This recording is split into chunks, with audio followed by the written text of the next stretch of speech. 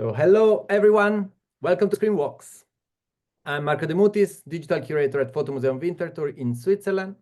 And together with John Uriarte, the Photographers Gallery in London, we have created this collaborative program of fortnightly live streamed events. Through Screenwalks, we are interested in investigating the changing role of the photographic image in its networked and digital forms. Each event is led by an artist, a researcher, or a curator who accompanies the audience to the spaces where their core practice takes place. Screenwalks can be a live performance, a peek behind the scenes of an artwork, or a guided online tour, among other possible formats. We have hosted more than 80 Screenwalk events so far, and you can find video recordings of each one of them on our website and on our YouTube channel, all publicly accessible for free. You can browse through this archive through tags on screenwalks.com or through curated playlists on YouTube. Please remember that if you have found Screenwalks useful for your professional or personal interests, you can subscribe to folders. For €7, you'll support the program and its artists and also get your personalized folder on folders.screenwalks.com. There you will receive files and extra content from the artists and researchers of Screenwalks. Finally, some housekeeping information. Your microphone should be muted to avoid noise disturbances. If it's still on, please mute it now. We are recording the event and we'll be archiving it. So please use the public chat to ask questions or feel free to send a private message to John or me, and we'll bring them all to the discussion at the end of today's events with today's artist.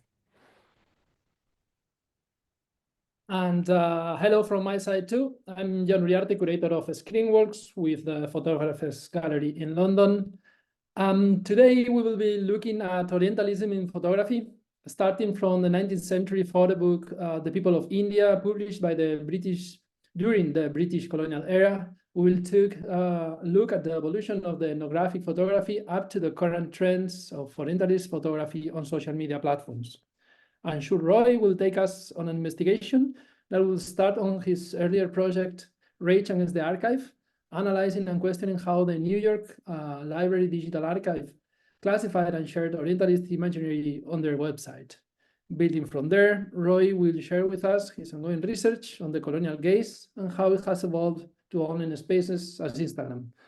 His investigations will take us to the images posted by Indian privileged photographers who travel to rural communities where they capture images to feed the needs of the attention economy. Roy will share with us how the colonial gaze has perpetuated on Indians themselves, expanding across networks and platforms, questioning if this phenomenon has shifted the traditional photographic representation of India, its culture, and its inhabitants. Anshul Roy is a visual artist with an MFA in art photography from Syracuse University in Syracuse, New York. In June 2020, he received a BTech in bioengineering from the Indian Institute of Technology in Kanpur, where he became interested in the intersection of STEAM and arts and how these diverse knowledge systems could merge. Roy's current artistic practice is inspired by post-colonial discourses, exploring issues like identity, historical memory, cultural representation, and visual ethics. He is particularly interested in proving how British colonizers employed photography in India for othering and visual propaganda, and how these ethnographic photos exist in our contemporary institutional archives. Roy's work has been exhibited in prestigious venues like the ACM Seagraph Art Gallery, where he received the Best in Show award in 2024 for his project Rage Against the Archive. He has also shown his work at places such as the Art Gallery of Peterborough in Ontario, Canada, the IEEV's Arts Program, the IIDR Gallery in Manhattan, New York, Live Work in Syracuse, the Photographers Gallery in London, the Society of Photographic Education Media Festival in St. Louis, and the Society for Visual Anthropology's Film and Media Festival in Tampa, Florida. Dear Anshul, many thanks for accepting our invitation. The screen is yours. Yeah, thank you. Thank you so much for inviting me. And let me start by showing a meme which sums up how I'm feeling right now. I have waited for this moment a lot and totally goosebump inducing. Discovering Photographers Gallery was such a paradigm shift in my practice that I completely left my camera behind after this. So it's an absolute honor. Thank you so much. I hope I can do justice to this opportunity. My screen walk is simply divided in three parts. In the first one, I would be talking about this ethnographic book which I have been working on for my master's project called The People of India. In the second part, I would be looking at how photographers like Steve McCurry and Don McCullen, how these people in the 20th century cemented a very one-dimensional and myopic way of looking at the Indian subcontinent. In the third part of my lecture, I would be talking about how this way of looking at India has been internalized by Indians themselves. And in this, I would be looking at a festival called the Pushkar Mela. It's a camel festival in Rajasthan in Western India, which has been criticized for being a festival for photographers instead of camels now. And we would be looking at what kind of imagery are made in Instagram. And I would end my web performance by looking at images made in Banaras. Varanasi is a city which is said to be the oldest city in existence and all that. It has been a city which has fascinated the British colonial photographers since since the 1800s. I mean, these are images made by Samuel Bourne. Uh, I would be Anshul, also sorry, I'm sorry to interrupt you, but we still are seeing the screen is yours meme. I'm not sure okay. if we should be seeing something else. Sorry. Can you see the screen now? Yes, Yep. perfect. Sorry. Thank you. That's fine. Yeah.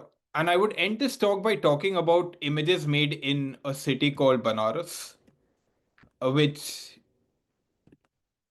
has fascinated British photographers since the 1800s. And we would be looking at what kind of images are made on Instagram from this place. So, with that, let me start with my introduction. So, since the last 1 year, I have been in my practice grappling with topics related to digital archives and identity and Orientalist photography, and how India has been represented and visually documented by British colonial photographers. And the most insidious thing which I found while looking at ethnographic images from 19th century India was that these images are still made. I'm sorry to interrupt again, Anshul. Oh, okay, wait. Yeah, but the screen got stuck once again. Eh,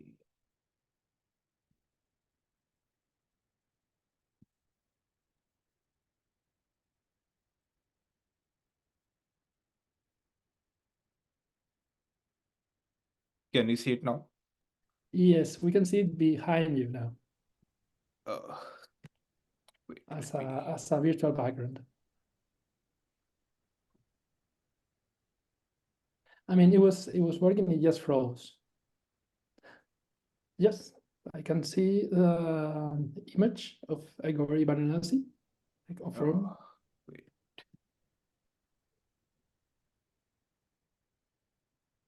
Okay, wait.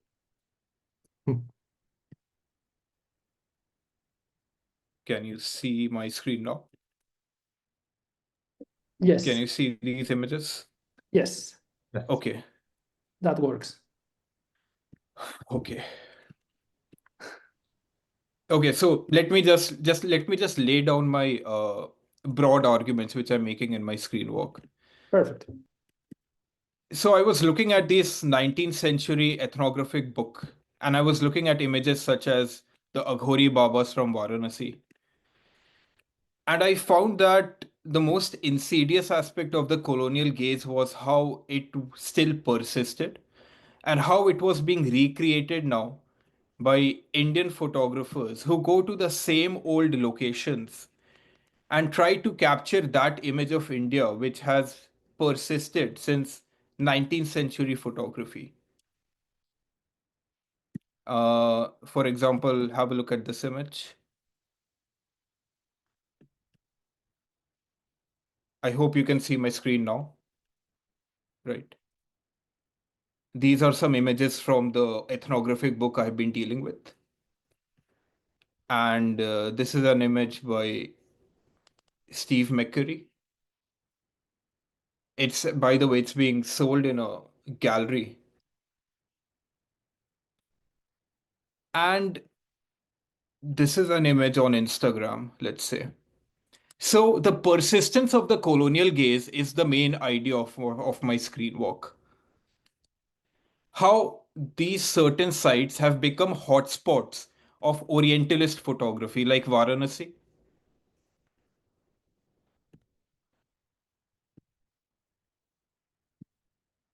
Let me show you one more image.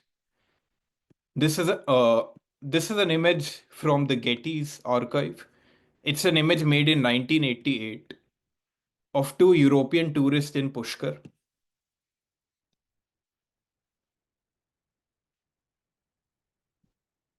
And this is an image taken 15 days ago of an Indian Instagram influencer who is going to Pushkar to create content. My argument with my work in this screen walk is that we are making the same old photos still. History repeats itself and the colonial gaze persists. Have a look at snake charmers. Let's take a very common visual stereotype of India, which is snake charmers. This is an image from the book I've been dealing with called People of India. And this is a image from Varanasi made by a Indian photographer, in which she documents again a snake charmer using hashtags. So for me, it has been very interesting to see the shift in self-orientalism in the age of networked image culture. And this is what I want to share with you.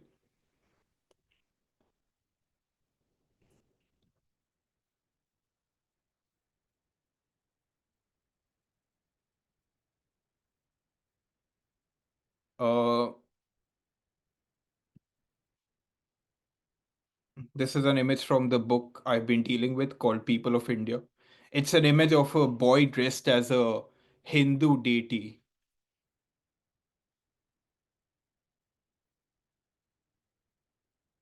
This is an image made in Pushkar by a Indian Instagram influencer. And at these places, you find certain people whose entire job is to act as a photographic prop. And this is what we would be talking about in the next 1 hour. This is again an image made in Pushkar in Rajasthan, where a very famous camel festival happens. Look at the hashtags. Nat Geo Your Shot, Street Photography India, India Clicks, Lonely Planet India. I mean, I always find this so fascinating.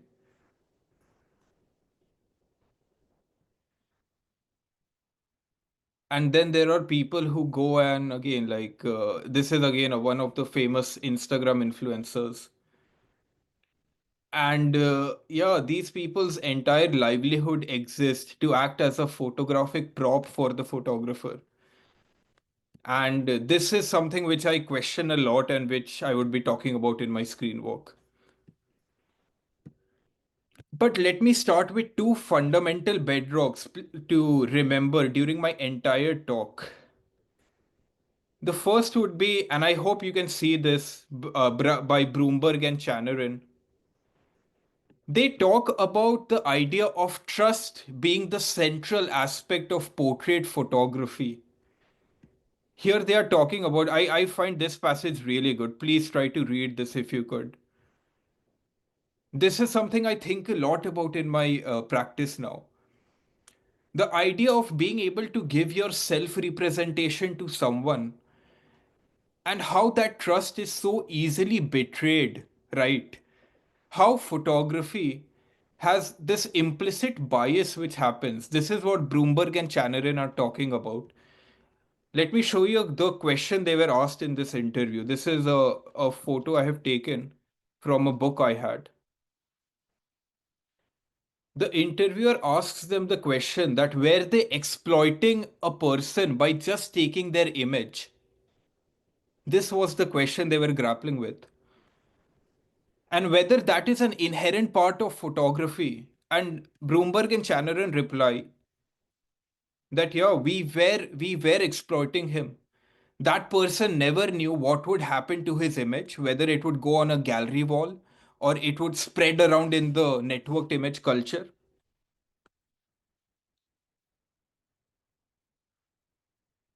And then they talk about that there is an inherent structural bias built in photography, which favors the person behind the lens at the expense of the person in front of it.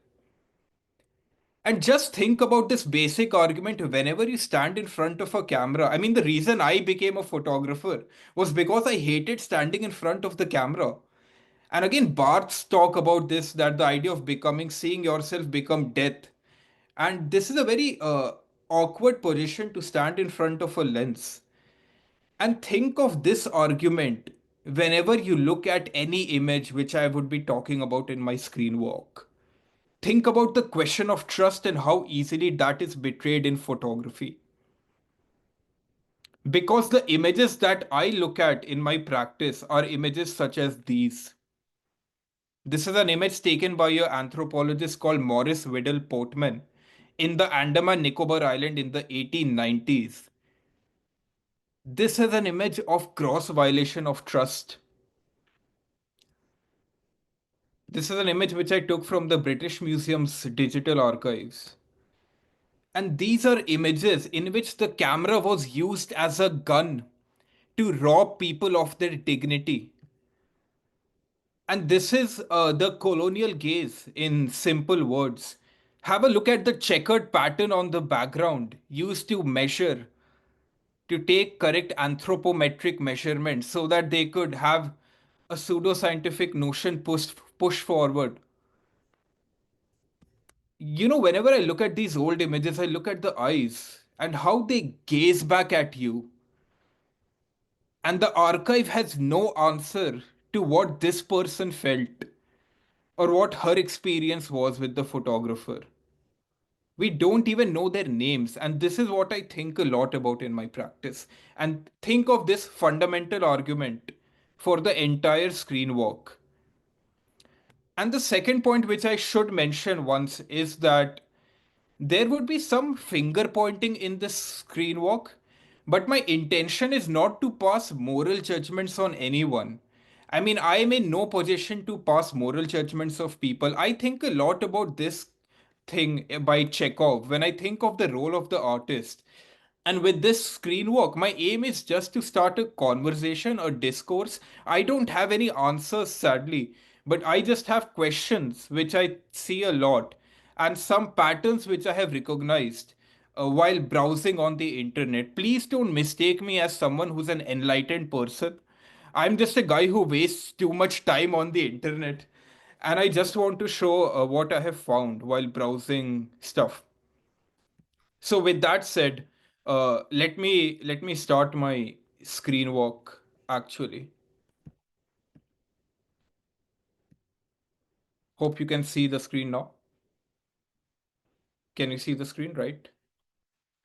So as I said, I'm interested in this particular book called The People of India. It is one of the world's oldest and most comprehensive publications. It was published between 1868 and 75 by the India Museum. And this book started as a private ambition of Governor General Lord Canning, who wanted to carry back representations of people he had ruled over when his tenure was ending. But in 1857, there was something called the First War of Independence in India, which the Britishers termed as the Sepoy Mutiny. And after that, this book was published. This is a research paper about this book. which talks about how this book was a great example of how the Victorian mind was trying to understand the native culture and the people in them through an objective tool called the camera. And they were trying to use the camera as an administrative tool. This was one of the central reasons why this book was published. And this is a great example of how, in different parts of the world, the colonial government used the camera as a tool for control. And I got interested in this very insidious, nefarious aspect of the camera in this case when I was looking at this book. I have two personal reasons why I got fascinated by this book. The first is something called the Siege of Kanpur, which was a very iconic and a very major event during the 1857 rebellion. As I said, one of the main causes of the production of this book was because they wanted to understand people after this rebellion. And Siege of Kanpur was a very iconic event in this. And I lived in this city for 5 years. I mean, I did my undergrad in this city, and this is a city which is steeped in colonial history. I have been to all the sites in which these kinds of colonial violence happened. And I looked at this book very differently because of all these reasons. And so this is that book, The People of India. And also the other second personal reason for this interest was, the moment I opened the first page of the book, honestly, this gaze has haunted me. I mean, there has lots been written in anthropological literature about the fear subjects felt when they faced the colonial camera. This is a gaze which has haunted me. This is an image made in a place called the Bhagalpur Hills. It is near a city where I was born at in my maternal grandmother's house. It is a place where I spent some of the best days of my childhood during summer vacations. And when I opened the first page of the book, I thought a lot about that hypothetically. Had I been born in a different era, this would have been a person I might have known. I mean, this was such a different side of the camera which this image showed me. What it means to face the colonial camera and be stripped of your dignity. This is a person who has been reduced to a type. We don't even know his name, right? I mean, we talk a lot about archive as sites of memory preservation. Whose memory is it? It's a very one dimensional memory of history's victors, right? And these eyes have haunted me. These are people reduced to just a typological example of their existence. Have a look at this image. I mean, this is a little kid who is with his her father. Have a look at this eye. I don't know if this young girl understood what the photographic process was, but this is a person who knows that she's being visually violated in some ways. And I wanted to know so much about her, what her dreams and hopes with life were. But she's just identified as a daughter. We don't even know her name. This is the colonial gaze, in short. And these are the questions which I was grappling with. This is a fisherman who looks quite pissed, to be honest. I mean, it makes me wonder that was this person just fishing and did two, three colonial administrators came and beat him up and said that, hey, you need to come for a photograph, a portrait. I mean, what was the before and after of this image? The archive has no answers, right? It's silence. Jack Derrida writes about this in his book, The Archival Fever, the fragmentary nature of archives. Right? I mean, have a look at this face. This is a person who's pissed, according to me. Again, I could be totally wrong about all this. I'm well aware of the possibility that I could be wrong about everything I say. Have a look at this. I mean, this is a girl who's reduced to a object, a dancing girl. That's all you need to know about her. We don't know her name also. This is a boy whose, again, eyes, I mean, was he crying during the photographic portrait? I mean, these are questions where there are no answers for. He's classified as a slave population, right? A real person with hopes and dreams and aspirations, completely forgotten in history in some ways. Uh, if I could mention a pop reference from Scarface, the eyes, Chico, they never lie. I think this is a very interesting way to analyze portrait photos, right? If I may be bold enough to say so. But this is actually a very nice way to look at portrait photography. Have a look at August Sanders' image of a girl and have a look at her interaction with the photographer. You can see how she welcomed the presence of the photographer, right? She looks okay, she looks happy. The images which I was dealing with were like these. This is not the face of a person who welcomed the presence of the photographer. This is a person who knows she is being visually violated.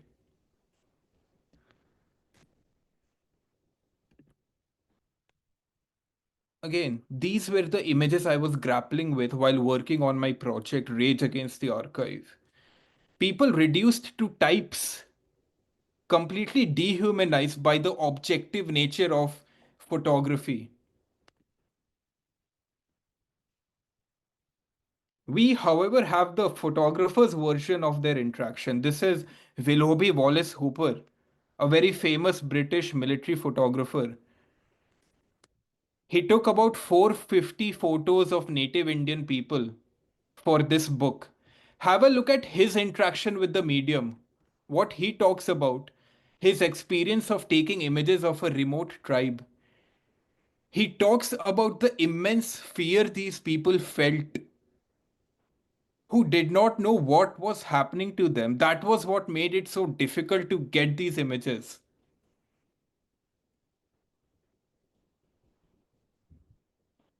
And this is something which happened in almost every country with a colonial rule.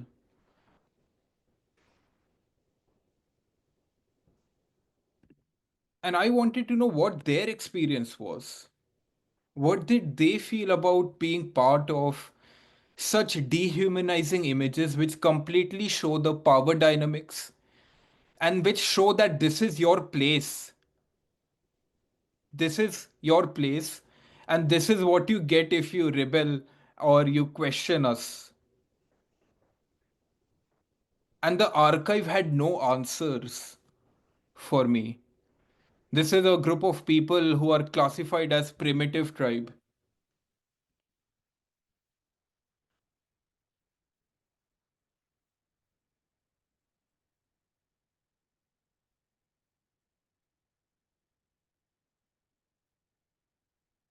Right, images which prove the dominance and justify the British rule.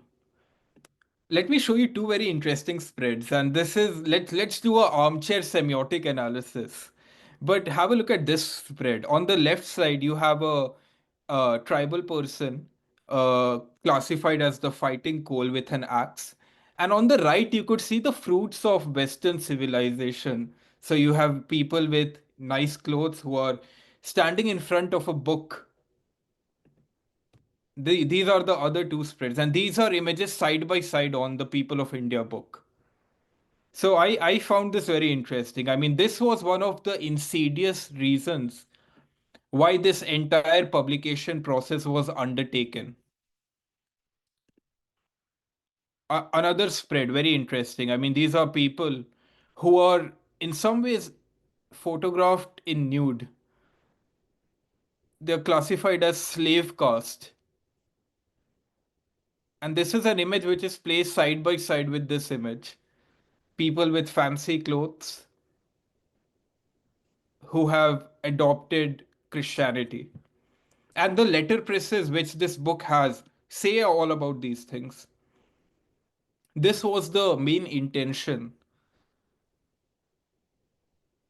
The local customs were documented as primitive, as archaic. The Orient is always shown as a place which is timeless, right? These are images made in Banaras.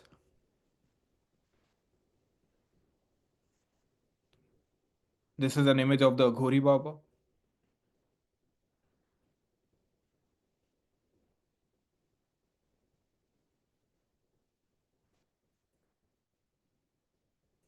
This is an image of the Hindu boy dressed as a deity, a person reduced to a photographic prop.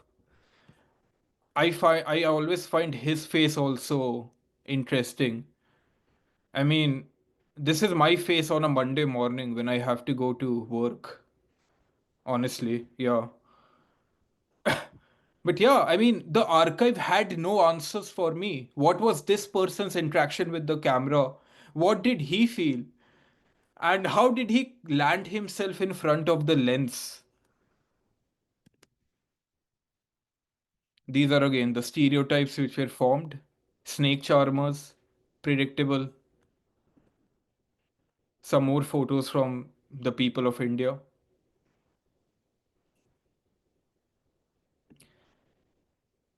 And this was the image which I saw, which led to the paradigm shift in my practice and project. This was an image of a group reduced to compositional motifs at the worst moment of their lives. They were on the verge of starvation. They were photographed. And I saw that in the New York Public Library's archive. Now this issue has been rectified finally. They don't have a order button anymore in this archive. But during my explorations, I found this to be happening. Can you see my screen? Yeah. I saw that this archive was also in some ways rendering these images in this problematic manner, in which they completely lost their gravitas in networked image culture. This was the main argument with my work, which I would be showing right now, that just by having this image placed side by side to a price list, the digital archive completely decontextualized these original images and they lost their gravity. And let me now show you how I responded to this aspect of it.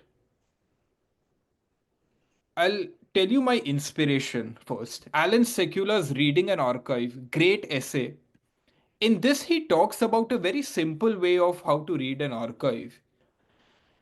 He says that the archive has to be read from the shoes of the people whose voices have been displaced by these machineries of profit and progress. And this is what I was trying to do in my project Rage Against the Archive. And let me show you the video which I made. And again, this was completely inspired by Screenwalk, so thank you so much. I learned the idea of the browser as a canvas by Screenwalks. In this one, you could see me with a black ski mask, and if I could tell the intention was something to do this. I hope you can see this meme at least.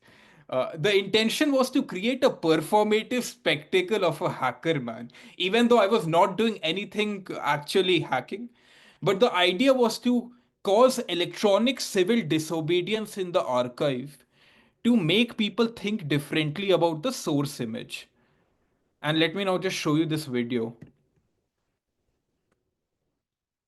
I hope you all can see this. So that's me.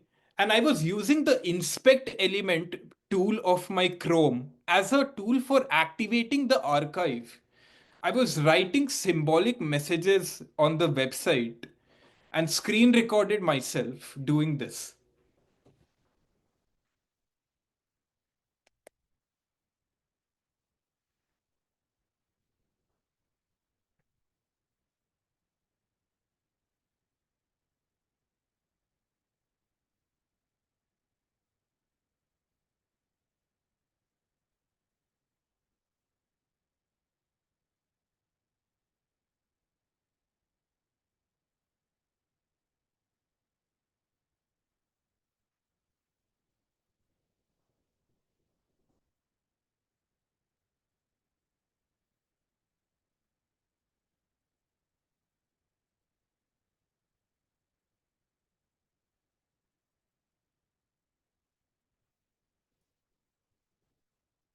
Again, this book has 468 photos. It's one of the oldest and most comprehensive uses of photography for ethnographic documentation. And I was interested in questioning the ontological essence of archives, if I may say so. I was inspired by Jacques Derrida's archival fever and the question of archival silence, the loss of memory which happens in archives.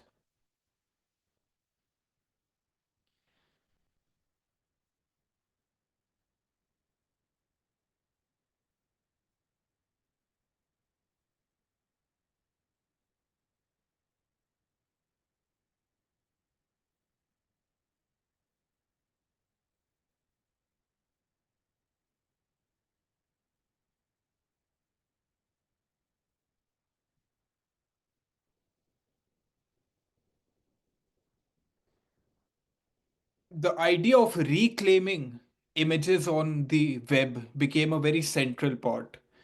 And I really like the idea of appropriating.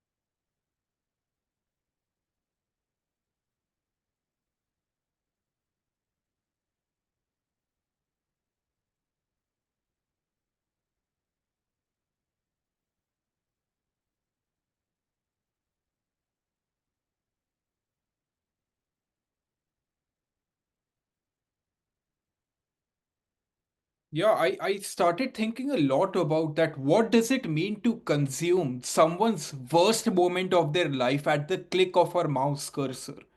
And that's something which happens a lot in the networked image culture, right? This is the first time ever in human history in which we all have access to the most traumatic images of someone's life at the click of our mouse. And this is something which I was thinking a lot. How images float around the cyberspace decontextualized. I felt that every time I reloaded the browser tab, and this image was rendered in this way by the HTML code of NYPL's website, I felt that there was some reiteration of the initial violence of the camera's shutter. My argument was that in the 1860s, these people were visually violated in some ways by the shutter.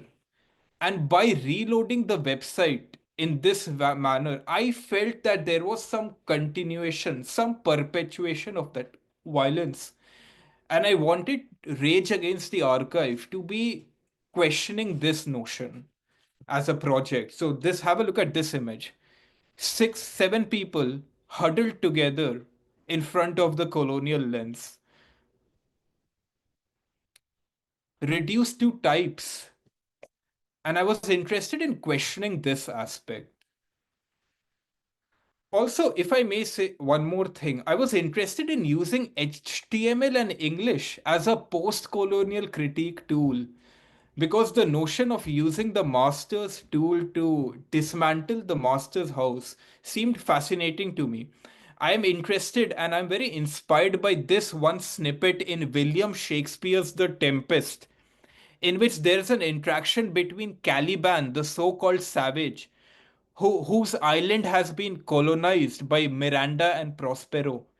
And in this snippet, Caliban says that you taught me language and civilized me, but the great thing is I know how to abuse in this language, in this colonial language. So I was very inspired in using something like HTML made by Tim Berners-Lee, who's a British computer scientist at CERN, to question these kinds of images.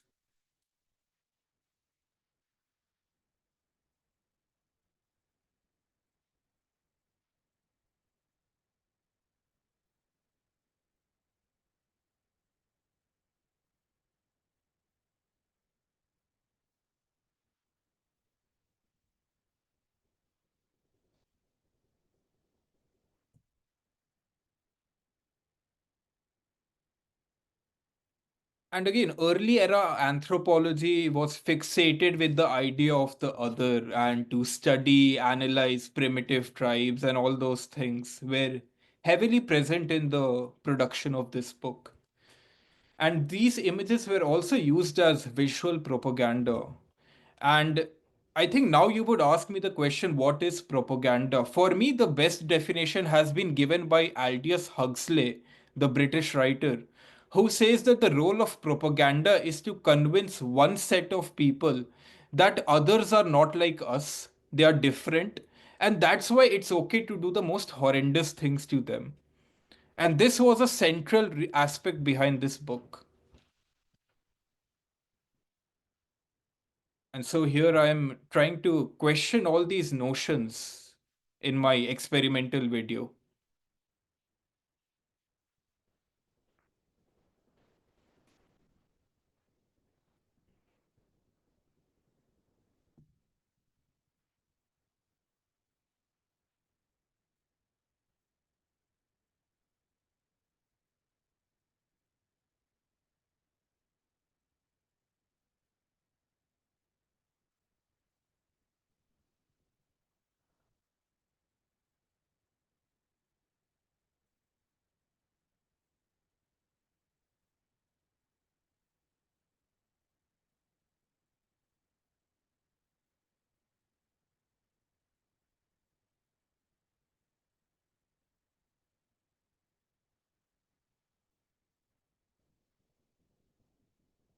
And I became very fascinated by the idea of how cultural institutions and museums could be better digital custodians of the visual spoils of history which the march of photography has left us behind with.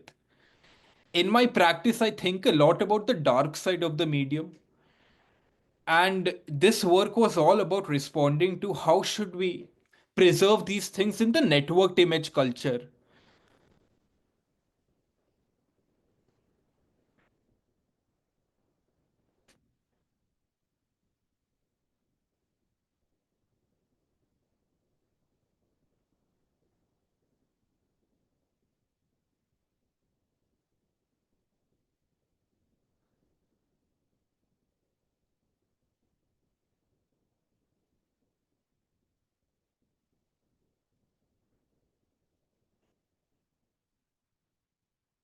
And so again, I made this browser extension as a conceptual new media artwork. And what it this extension simply did was it replaced all those images which the New York Public Library used with my custom made image, error image. In an act of electronic civil disobedience, the idea was to cause a symbolic digital disturbance to deactivate the archive. Now you cannot proceed further to the checkout page. And my work was not about cancellation of history, but it was more about how to be better contextualizers of history and how such images should be shown in digital archives. This was Rage Against the Archive, a project which I worked for. And this is how it was shown in a gallery space. This is the installation at SIGGRAPH.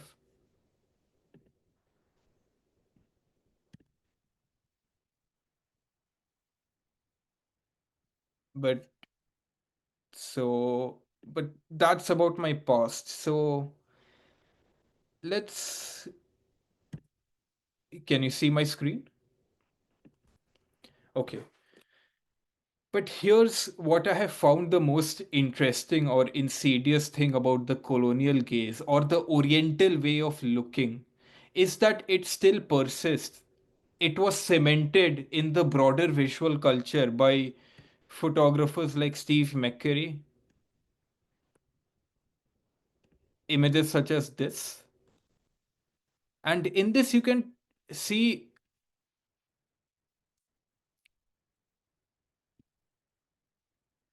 and in this article also, the critique is that how these photographers fixed a very one dimensional way of looking at India. And that is also the central aspect of my argument. I'm not against showing the exotic side of India, But I think a lot about how only one side has been fixed in the broader visual culture, right?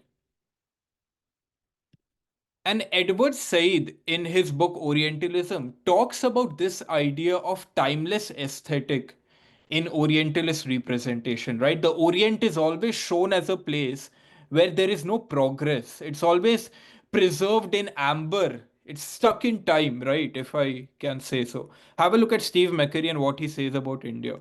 History is alive in India no matter how much the country is changing. There's something in India that makes you feel you are stepping back into time and age.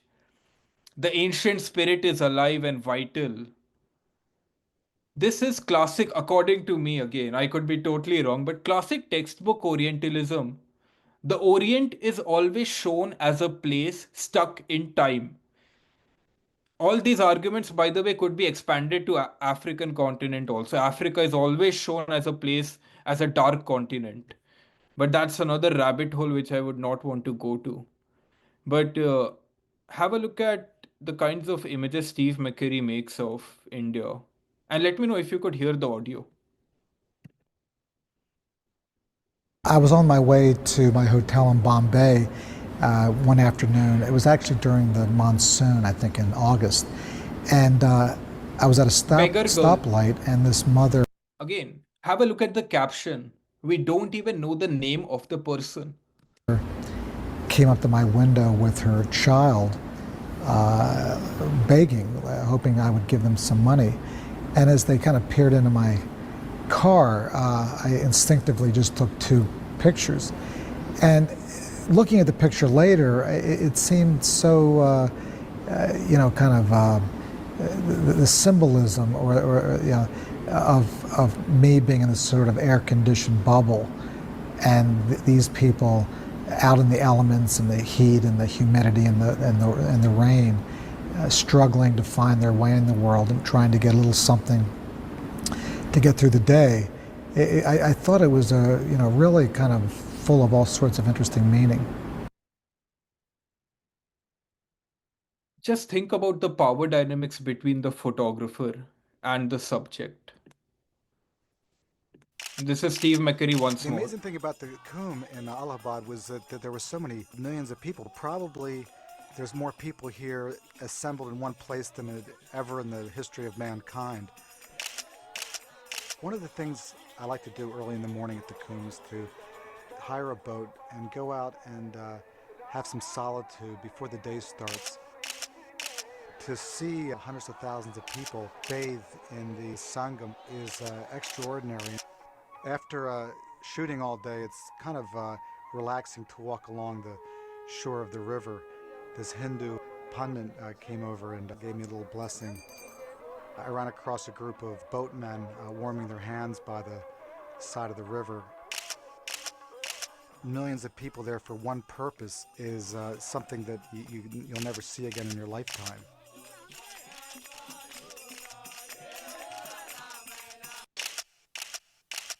The amazing thing about the Kumbh in Allahabad was that. And let's quickly look at the kind of images Steve McCurry generally shoots of India. Again, it's always shown from a anthropological lens, I would say. And let me show you one article which has inspired me the most. I read this one in New York Times Magazine called A Too Perfect Picture. The author is Teju Cole. In this, he compares the images of Steve McCurry with Raghubir Singh.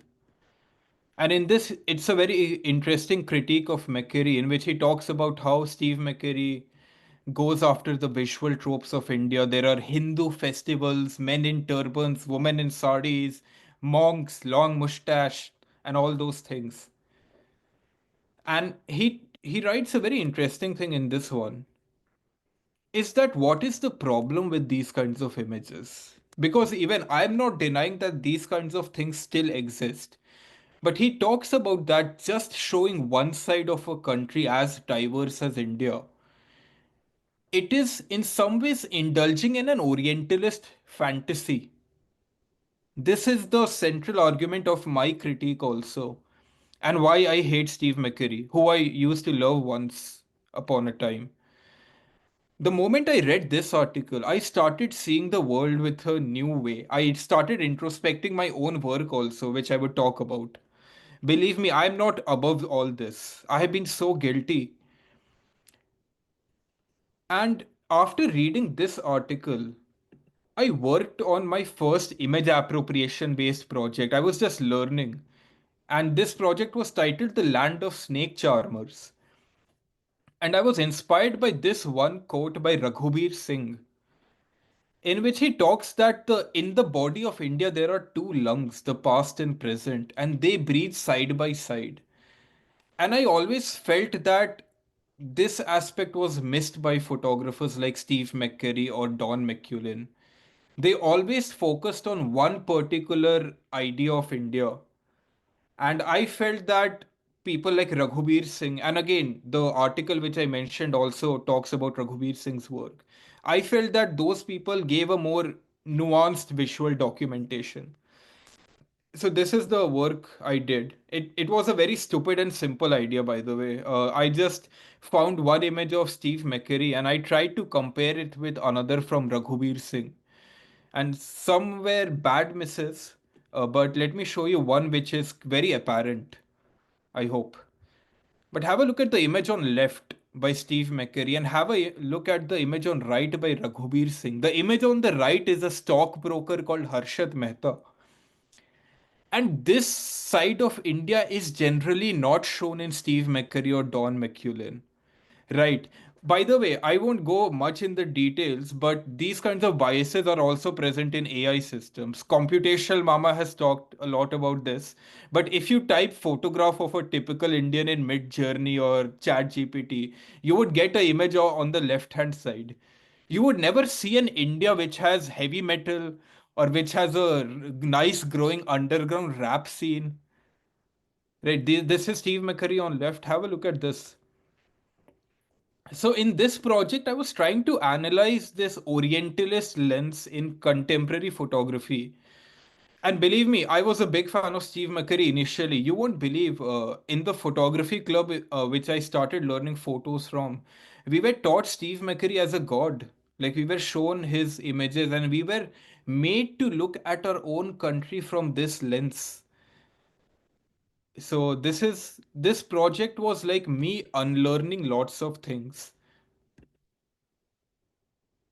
And yeah, it was a very simple idea, but yeah, the one on the left is the visual trope, which is now being recreated by Indian photographers. And the one on the right, according to me, is a more nuanced visual documentation of India and how it's changing. Right here, you could see a person, I mean, a poor person fallen.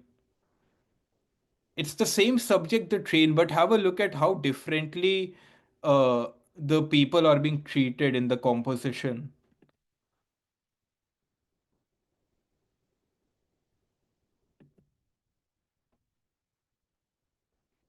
This one I hope is more apparent. The one on the right is a image from Bombay of a bakery. And I always felt this side of India is never shown.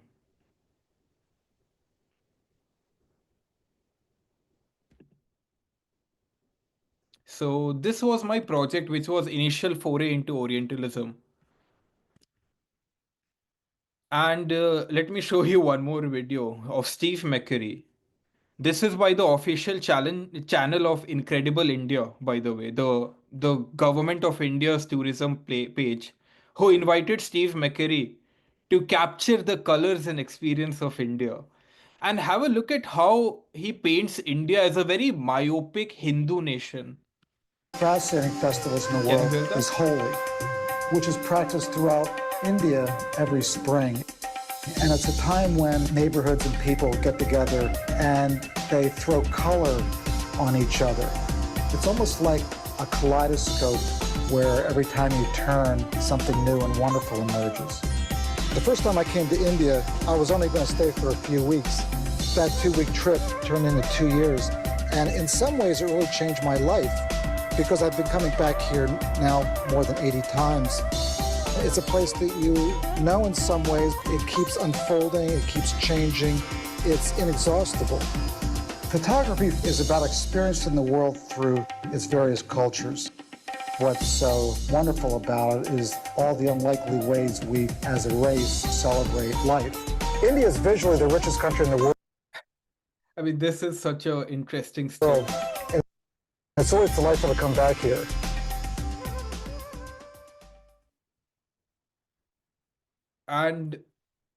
And this ad campaign called Incredible India, I won't go much into the details, but this has also been criticized for being a great example of self-orientalism. The idea is that the Indian government itself is catering to the Eurocentric lens and showing India as a very Hindu nation, which again could be a topic I could go on and on about. But the documentation of India from this myopic lens is something I thought a lot about. Have a look at Follow Me Too. I mean, you all might know of this very famous Instagram account. This is an image made in Varanasi during the Holi festival. This is an image made in Delhi. This is an image made in Varanasi with, you could see the Babas.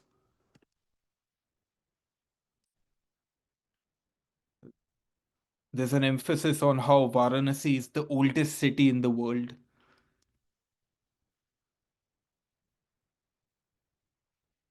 Have a look at these people. I have no answers to the question of consent and whether these people knew that these images would be used to make a viral Instagram photo. And these are the questions which we all should think. And I personally wonder a lot that what does it mean to be reduced to a prop?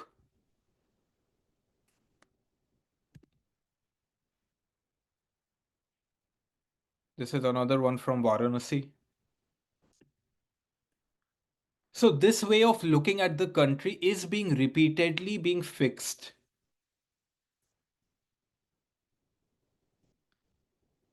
Anyone is a Coldplay fan, by the way? Like, could I play this video?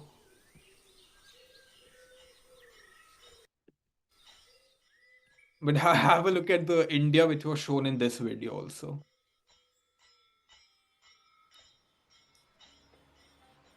So this way of looking has been cemented broadly in the visual culture.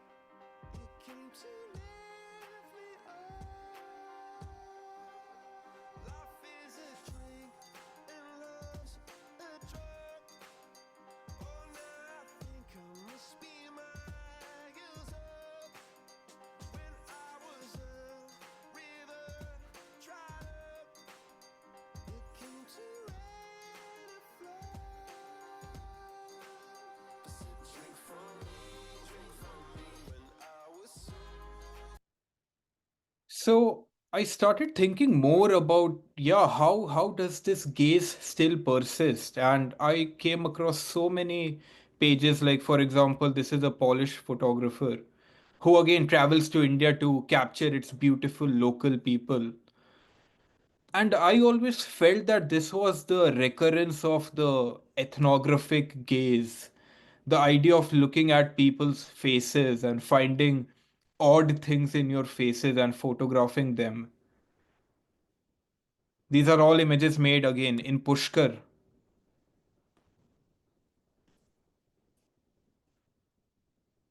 Remember this face because we would be talking about this. She's a person who has been turned into a prop in Pushkar Mela. And these kinds of the country keep repeating again and again.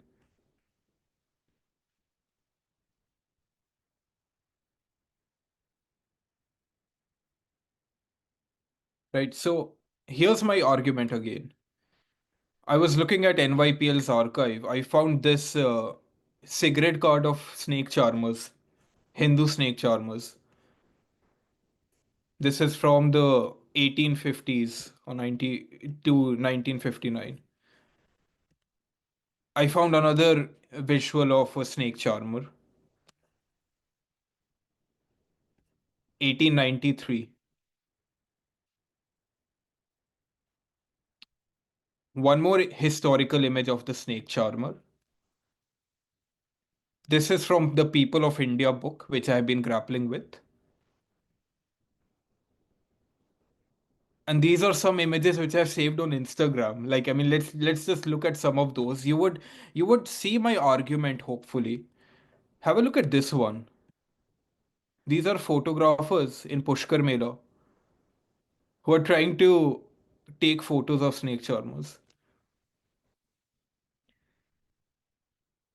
Have a look at the abundance of photographers and the desire to create a visual spectacle, the desire to recreate an image which they have seen before again. And again, I'm aware that Insta Repeat has also done a screen walk and she has also talked about some topics related to that. I'm also making some similar points. Have a look at this image from Instagram. This is by an Indian photographer in Banaras, a snake charmer. These are the tags she uses.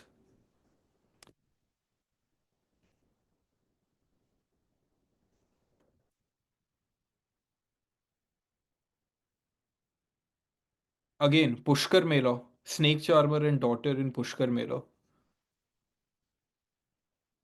In this, he writes that snake charmer is a common thing in India, which it is not. Allow me to disappoint you all. It is not. Uh, and they do attraction with non-poisonous cobra for tourists, and in return ask for money, which is a big point which I would be making. There is a economic thing also going around the production of these images.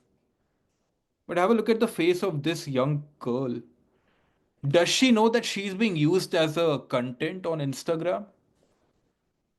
Did she actually give informed consent? Again, these are questions which I don't have answers for, but something which maybe we could discuss later on. Have a look at this one. This is a photography contest by a state tourism board, the Madhya Pradesh Tourism Board. And they gave a prize to an image of a spectacle of a person biting a snake. So I personally think that there is a desire of creation of some images and circulation of these images. This one has 3,000 likes. And again, this was taken in Allahabad, a place where I lived nearby. Here you could see Incredible India. The hashtags also, India pictures, and and honestly, everyone praises these images. I always found a lack of criticality. The inspiration for me to come up and do a screen walk is that I found that no one was actually looking more critically at these things and why these kinds of stuff keep on repeating.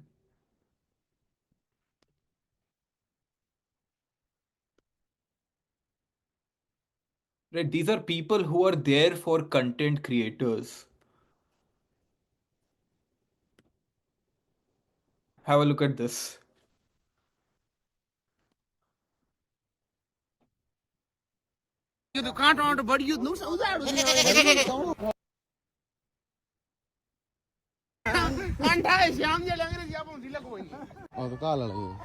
Right, I mean,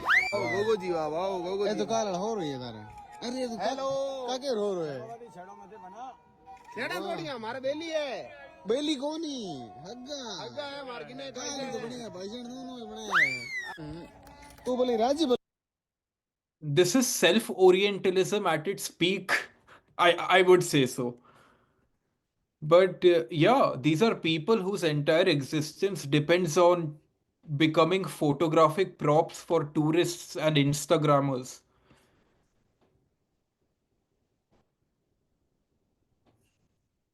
And again, these kinds of stories are also in the broader visual sphere. I mean, this was a story done by Vice about India's young snake charmers. One more example, if I could give, is how this way of looking at India and the Orient has been fixed. This is an image again from People of India, famine stricken group. This is another image from a famine in India, from the Getty Museum's archive. This image is titled Deserving Objects of Gratuitous Relief. And this way of looking at the country has been fixed in a way by photography. This is an illustration from 1877 of a famine in India from the Illustrated London News. This is a stock image on Getty's archive. Poor Indian children asking for food. It's a stock photo.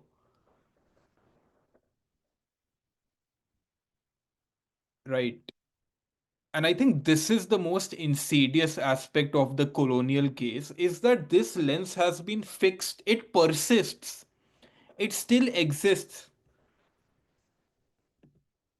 This was a New York Times cartoon which was quite controversial at the time it was launched. When India came into the Space Club, they made a cartoon in which, again, it was shown as a rural nation, as a nation which is poor. And I think that this way of looking has been fixed in the visual culture. I'll give one last example. WordPress photo. Some of you might remember this project. This was heavily criticized for its ethics. It's a conceptual project in which the photographer goes to these people and says that dream of a food. And I will place a prop and a fake food and I would take images of you under studio lights. This was the idea of this project. It was made in India. And this was again highly debated online. Let me show you some comments, which are some questions which we could think about. People are talking about that what are the ethics of representing these people?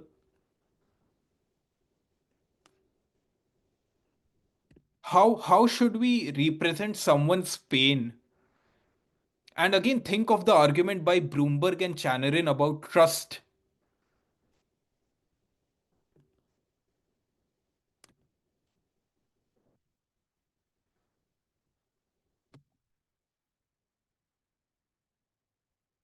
Right? I mean, these are people who are criticizing the photographer.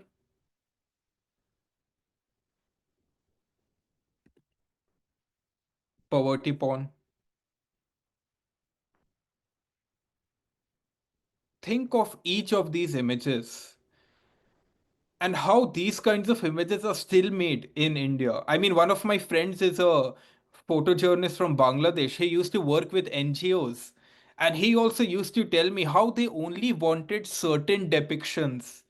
They only want the sob stories in a way, which I think is wrong. Again, the argument is against a myopic representation. And if I could show quickly, let me know if I'm taking too much time, but believe me, it would be worth it. If I could show this one video of 8 minutes, please, it really hits the nail on the head. Please, this would be worth it.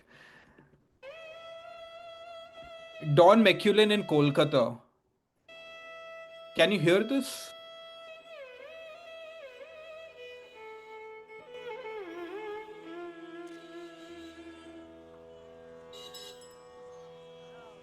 Think of every argument I have ever given till now and Bloomberg and Channerin's idea. Think of the power dynamics between the person holding the camera and the person not.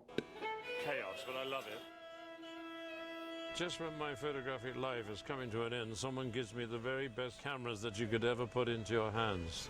It's a tragedy. I always carry two, all my life. In the old days, I used to have 2 cameras, 30 rolls of film, and 2 exposure meters. And I came here to photograph the Bangladesh War in 1971 in the monsoon rain. And each day I lost a camera. The rain would get into the prism. And when I left, I had 1 camera left and 1 exposure meter. But I had 28 rolls of the best film I've ever shot in my life. I'm always worried about things going wrong in photography, as they do. Because if you run out of cameras and film, you could suffer no greater pain than that, believe me. This is the most visual city in the world. There's no doubt about it. Photographer's dream. I'm so pleased we came to Calcutta because it's the one city that still excites me and never disappoints me. Stop. Oh, look out, I'm going to get this guy here quickly. Oh, mister. At my age, I'm not really going to come halfway across the world and do this kind of thing again. Great. But when I'm here, I become ageless. I don't feel as if I'm 82 years of age. You know, I feel like the spirit, you know, comes back to me, and I feel like a young photographer again. It's amazing. I suppose in a way, the moment I stop thinking like that, I've had it, really. Absolutely amazing place. Without question, I've been to all the great cities of this world, every city, every major capital of the world, almost. There's no city quite like Calcutta. It's a city of dreams for people who come here seeking their fortune. And they will continue to come from the countryside here, and they will continue to multiply. It's a city that possibly has the most densely populated city in the world right now.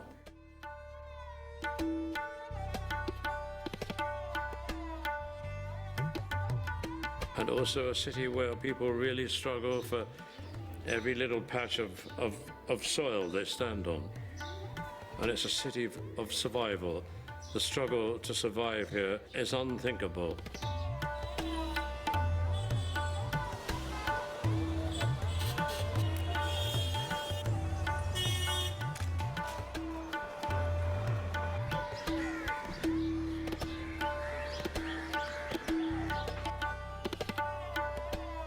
Calcutta is, I think, looking at a calamity in the near future.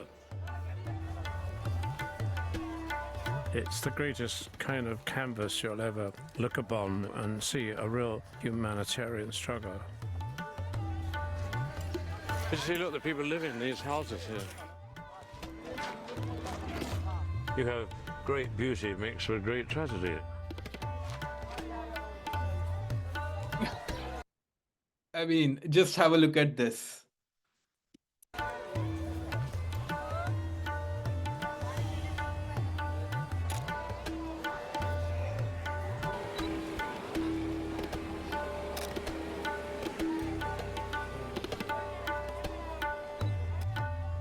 I suppose the nearer we get to the river, the closer we get to history.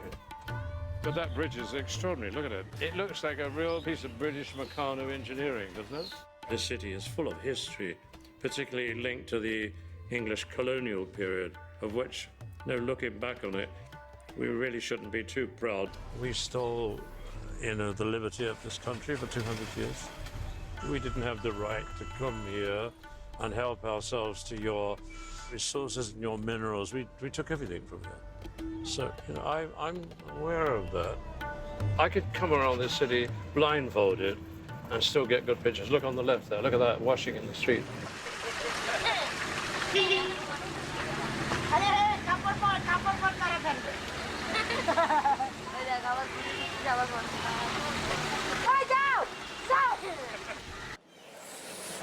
I'm afraid this is a process of just hanging around and waiting, I mean, things will come here. There's so many extraordinary people here. You just wait and they'll come. Round that corner in a minute, something extraordinary will come round. And the day is just beginning now, in another hour's time. You know, the way you stand when you photograph is important. The way you represent yourself is equally as important as the way you expect others to give you that great image. That is the thing about being a photographer, you know. You almost have an almost kind of hunting kind of feel about you, which is uncomfortable. When I'm working like this, I feel as if I'm mugging the people.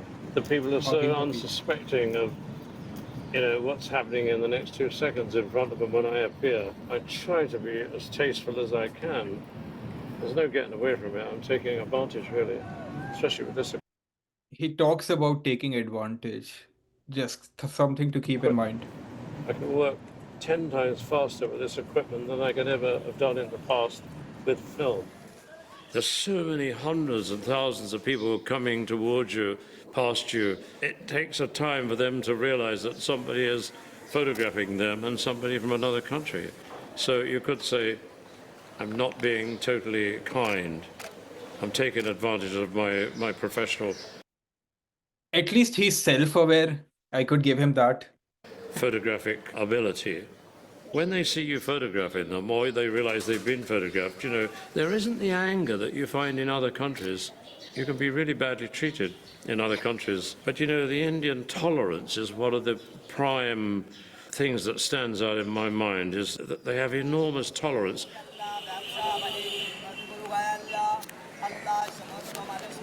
What's remarkable about the people of Calcutta is they live in, some of them, the most appalling conditions, and yet it hasn't taken away the kindness of the people themselves. And I found this kindness stretches the whole length and breadth of India itself.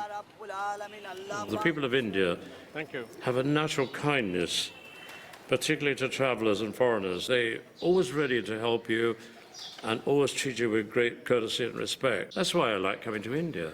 You see so many biblical faces here. Uncle, money, you money 10 rupees. Money, give me money.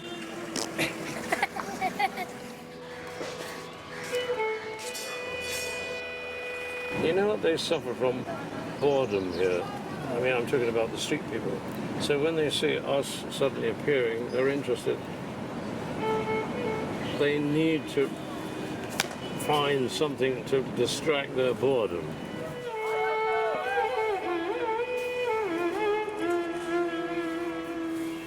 So seeing a foreigner with these cameras and amazing colour, all of a sudden they wake up and they take notice. Go away, please, okay?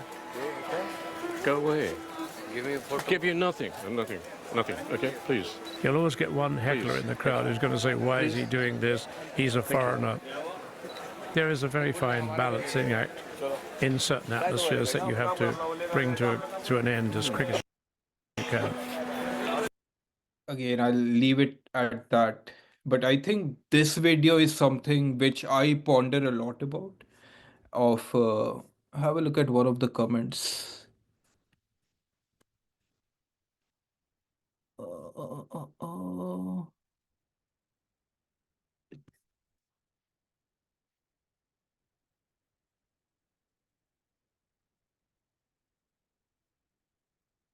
Yeah, most of them are praising Dawn, but have a look at this one. And this actually hits the nail on the head, if I may say so. This person writes that there is so much to my city, apart from the same old poor people and all those things. And why are you not showing that aspect of the city? And this is again the central argument of Teju Kole's article, the central argument of my screen work also, that India has always been shown from a myopic Orientalist lens. It's always shown as a place of snake charmers, always shown as a place of poverty. And this idea has been cemented in the broader visual culture. So, with that, let me start the third part. And I'm really sorry if I'm taking too much time, but believe me, it would be worth it. So I loved this one article on Photography Ethics Center, in which the authors are criticizing one photo book called Angst. This is a photo book made by an Indian photographer, Soham Gupta, which has again documented people in Calcutta, the same city which McCurry was photographing in. And these are again homeless people, photographed now by an Indian photographer. In this essay, this has been so influential for me. Shout out to Professor Amarnath who did this, and Adira. Great article. In this, they talk about the colonial ghost. They say that the most insidious aspect of the colonial project was that the colonized have learned to see themselves in this way. This is the central argument, right? They're talking about that can the problem of objective representation be solved by giving the colonized the camera? And the question they are saying is that no, it's not possible because we have learned this gaze. This is one of the photos from this photo book Angst, which they are criticizing. It's an image of a homeless person eating food from garbage. And they are talking a lot about how he has been dehumanized completely as an art object, turned into an art object.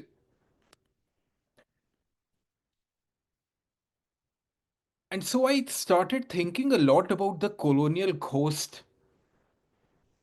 And there are so many such kinds of images on Instagram. Believe me, it's a meme. Like this is let me show you a meme. She got your ass.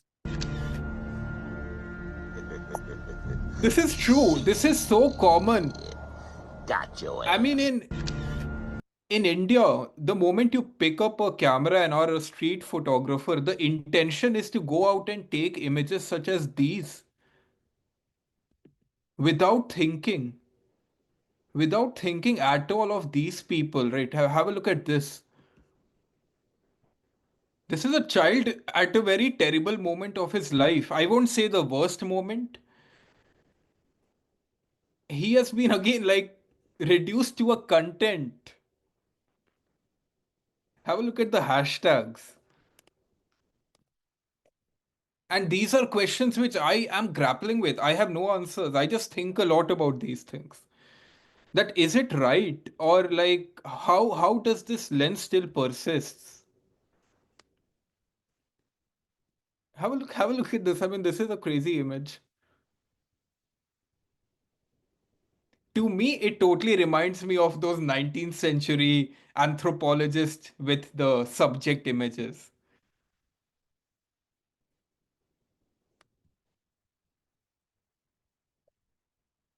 This is an image by an Indian photographer. You see the desire to focus on the oddities of the face, the desire to use sharpening in your photo editing app, improving the structure, to accentuate, to amplify the idea of otherness. And have a look at the caption.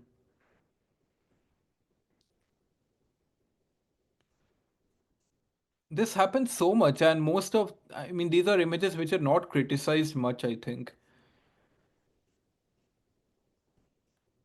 These places are in some ways echo chambers, which I would be talking about more.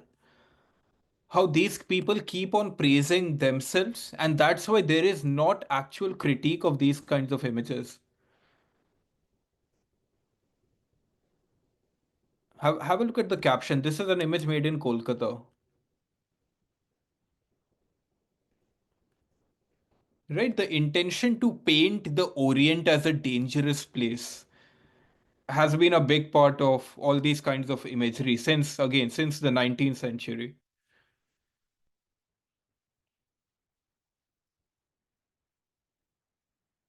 A portrait of a poor woman. That's all what you need to know about her.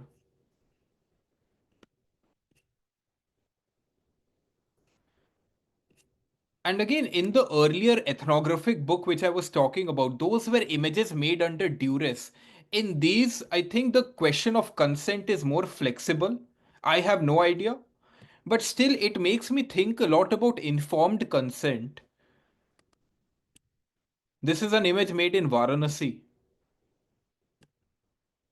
They say that you sometimes you meet very interesting people.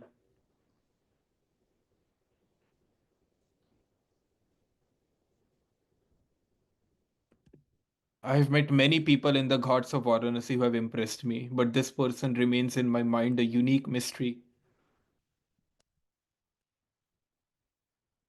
And yeah, I mean, I think a lot about this kind of images. Let me just now quickly show. तू जो है साथ मेरे तो डगर लगे. As I said, the question of consent is more murky in these images. That's why even I'm grappling with these, that whether it is a visual exploitation or not.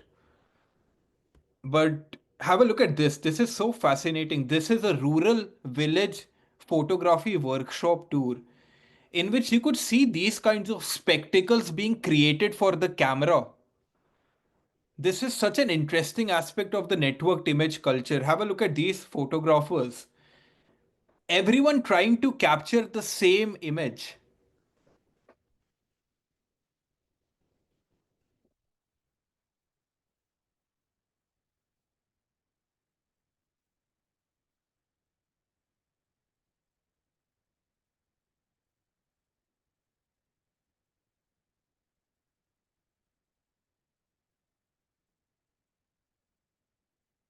Think about the power dynamics. Like,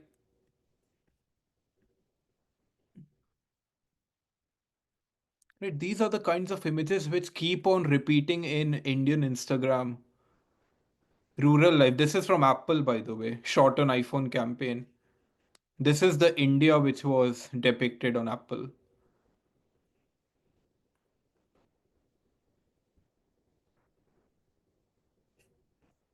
It's neo ethnography in some ways, according to me.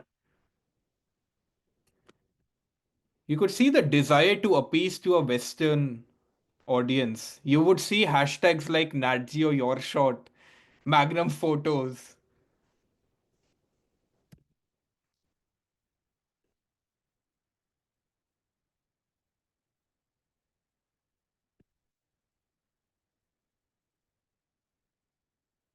This is Follow Me Too. But yeah, have a look at this. Beautiful women of India, Magnum Photos, Incredible India is a hashtag which you would see again and again. And these are echo chambers. The comment sections are echo chambers. These are people who are reiterating their viewpoint instead of actually questioning these images. So let me write some comment if I could. But this is the question which I think a lot about. And you could answer this to me on the chat. Like, is this modern ethnography? Have we now become the 19th century anthropologist? Right? These images keep repeating. This is Steve McCurry. But this idea of rural India, and let me, and if I could be more personal, this is why I'm personally interested in this topic. Even I have blood on my hands. That's why I said, please don't confuse me as an enlightened person. I have also taken such cringy photos when I did not knew better. As I said, I mean, I was taught photography through Steve McCurry's images. And we used to actually look up to these people a lot. National Geographic was a big part of me growing up. And this is the most insidious aspect of the colonial gaze is that the colonized have learned to see their country like this. These are some images which I have taken. Believe me, I cringe a lot. I have stood in a queue with 10 other photographers who paid this person some money just to take the same old image. The simple reason was because I had seen Steve McCurry taking this image. And I thought that this is how India should be replicated or depicted. So I have blood on my hands. Uh, Let me show you some of my more embarrassing images. But it's, yeah, have a look at this one. Even I was using cringe hashtags like Incredible India. I have not edited anything for Screenworks. This is as original, posted on 2016. And believe me, one more reason I'm interested in Instagram is I'll be honest, I never wanted to be an artist or photographer. Like, I was studying bioengineering. This world is very new to me. When I started with photography, the only intention was to take cool images for Instagram. Simple goal was to take beautiful images for my Instagram. And I'm from a generation, I think, people who have been inspired to get into photography through Instagram. Instagram is the most important thing which happened in the era of networked image culture. This is my argument. Instagram is serious business. Lev Manovich agrees with me. I really love one of his paper called The Aesthetic Society. Instagram as a life form. And in this, he talks about the notion that I love this opening line, that we live in the aesthetic society where the production of beautiful images is a central component of social functioning. Right. He talks about something called the Instagram class, which is another level of privilege, I think, which comes with photography. That these are group of young people who know how to edit photos and how to participate in the networked image culture, how to curate a feed, how to interact with followers, how to grow their followers. This is a huge subculture. And again, Photographers Gallery is interested, and Photo Museum Winterthur is interested in networked image culture. We need to talk about Instagram, and especially Indian Instagram. I mean, let's be honest. I think some of you might know. India has the most number of Instagram users. 362 million people. We need to talk about India. And especially we need to talk about India in the age of networked image culture, because in 2016, something happened in India called the launch of Reliance Jio by the richest person in India, Mukesh Ambani. This was free data packs for everyone. It was launched with the tagline that India will be changed.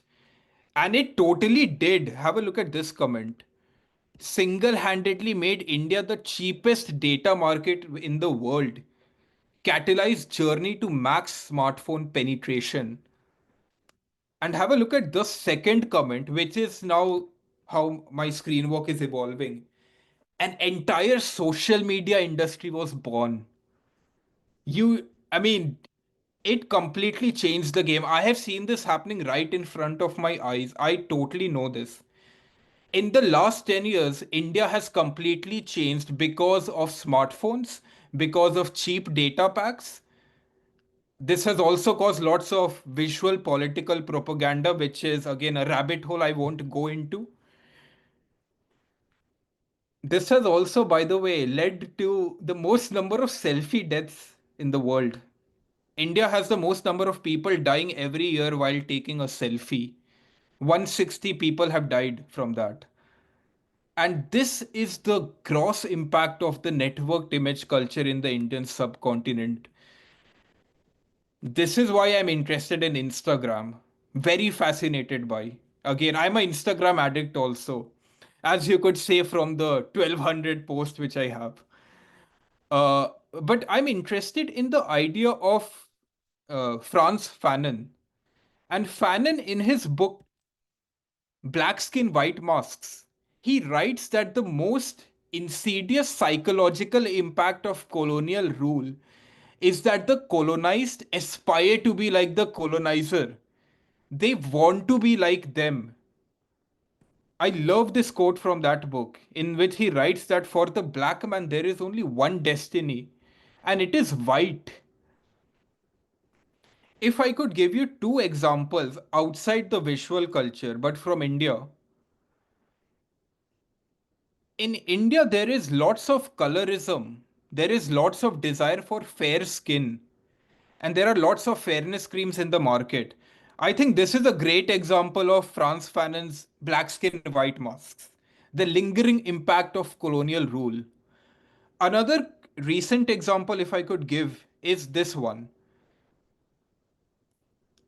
There was this restaurant in Delhi, in India's capital, which restricted a person wearing sari from entering the restaurant. They said that this is not smart casual dress and you are not allowed to wear ethnic clothes in our eating place. These two examples in simple are what Fanon talks about in Black Skin White Masks. I personally see this thing happening in the visual culture where Indian Instagrammers are inspired by people like Steve McCurry and all those things to recreate the colonial gaze. So these are some images I have saved on my Instagram, which I would be showing you right now. But before that, if I could take a detour and go to my folders and show you one thing, which hopefully supports my argument. Can you see my folders?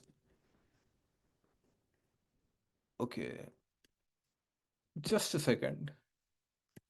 These are some screenshots I have taken from broadcast channels of Instagrammers, in which have a look at the white worshipping which happens. This is a broadcast channel by an influencer called Haramkhor. This has about 18,000 members. So it has a power to shape a narrative. In this chat, he sends Steve McCurry's profile and he talks about he has been my inspiration for a long time. He's my all time favorite, Steve Sir. I hope to meet him someday and touch his feet. Touching feet is a way to show respect in Indian culture. And these are the kinds of conversations which happen in these spaces on Instagram. And again, this is an account which has 18,000 members. This is a person with about 800,000 followers. Let me show you some more. This is another broadcast channel with 9.5 thousand members. She sends a photo of Steve McCurry's book. Talks about Steve McCurry has always been an inspiration to me whenever I feel low in photography or feel a bit clueless. I just look at his pictures, his struggles, and his documentation. I wish to meet him someday. And believe me, I was also one of these people before. This way of worshipping the Western gaze is a big part of growing up in India and wanting to be a photographer. You learn photography through National Geographic and Steve McCurry, and this image seeps into your eyes. Here she says that Steve Sir's photo in itself is a great learning in photography.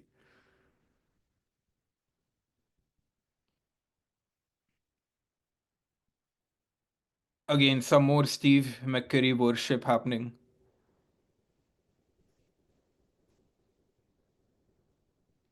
And yeah, with that said, now let me get back to my main area of concern. It's this one particular place which I think is the hotbed of Orientalist photography called Pushkar Mela. It's a camel festival happening in Western India in Rajasthan. This is a 2013 article in Petapixel, by the way. It's an old article, by the way. And at that time also, this place was criticized for being a festival for photographers instead of camels, actually. Have a look at these people. Right, and this person writes the same thing that the Mela turned out to be a hunting ground for photographers from all around the world. People coming here to just take the same old image of India. Let me show you the full album quickly.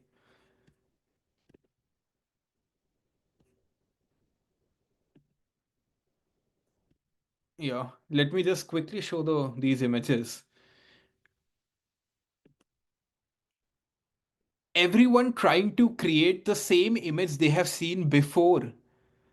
I mean, I have not read John Baudrillard's ideas of simulation, by the way, not much, but I was reminded of this notion, right? Simulacrum. the notion that the symbol precedes the representation, if I'm not wrong, but feel free to correct me if I'm wrong, but it reminded me of these ideas, right? Guy Debord's idea of society of spectacle. Everyone going and taking the same old photos. Instagram has created a unified vision of the world.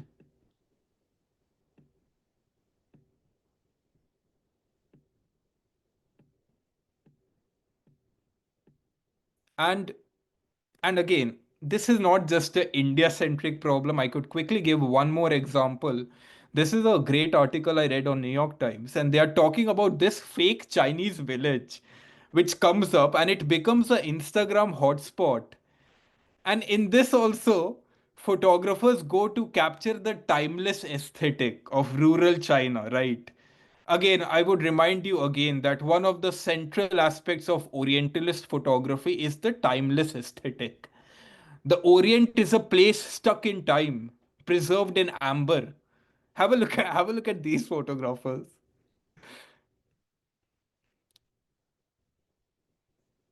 And this is something which is happening in Pushkar Mela also. Like again, this is a person who's a photographic prop. It's a constructed reality made for the camera's lens and Instagram's algorithms. Yeah, have a look at these people. By the way, again, I have been guilty of standing in such lines. Has anyone ever been to Angkor Wat in Cambodia? There are like hundreds of people trying to take the same old photo of the sunrise behind the temple. So I have stood in those lines. It's very fascinating and something to think about. Yeah, have a look at this. So this is the issue we are dealing with in Pushkar also. Just to make my points stronger. Have a look at this YouTube video. It's called Pushkar Fair Photographer's Paradise. And let's listen to the arguments given why this fair is so interesting.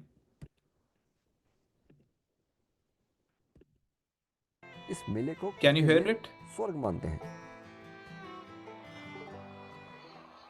मैं एक photographer हूँ, photo journalist हूँ पिछले कोई 40 सालों से, और उसमें से 40 सालों में से मैं कम से कम 30 साल से मैं पुष्कर आ रहा हूँ, specially Pushkar camel fair.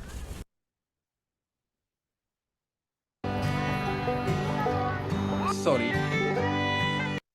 World में एक अपने में ही एक बड़ा अद्भुत सा मेला है, जिसमें खैर उस ज़माने में तो लाखों में आते थे ऊँट।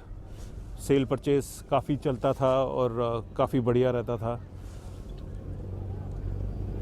तो एक पूरे मतलब जैसे कहते हैं ना कि वर्ल्ड में one of its kind exotic करके काइंड ऑफ फेस्टिवल या मेला या फेयर, कैटल फेयर, तो इसको नाम मिल गया एक पुष्कर कैमल फेयर, क्योंकि कैमल ही आते थे उस ज़माने में। आजकल ठीक है, बाकी कैटल्स भी आने स्टार्ट हो गए हैं, बट ये एक मेक्का है फोटोग्राफर्स के लिए, मेक्का, जहाँ पे पूरी दुनिया से world over photographers they come here not to just shoot the ruggedness of the festival, the kind of people, the culture, the Rajasthani people, camels being sold, ये सब चीज़ों के अलावा यहाँ जो तस्वीरें बनती हैं, जो एटमॉस्फेयर होता है, जो लाइफ होती है, जो एक फोटोग्राफर को लाइट सोर्स के साथ खेलने को मिलता है, सुबह शाम, ड्यून्स, सन ड्यून्स, कैमल्स, पोर्ट्रेट्स, मतलब ऐसी चीज़ें हैं जो एक ही जगह पे फोटोग्राफर को सारी मिल जाती हैं।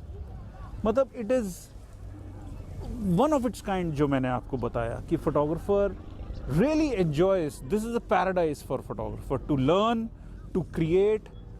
यहाँ पे बिगनर्स भी आते हैं सीखने के लिए, यहाँ पे प्रोफेशनल्स भी आते हैं, और मैं सालों साल से आ रहा हूँ। क्यों आ रहा हूँ?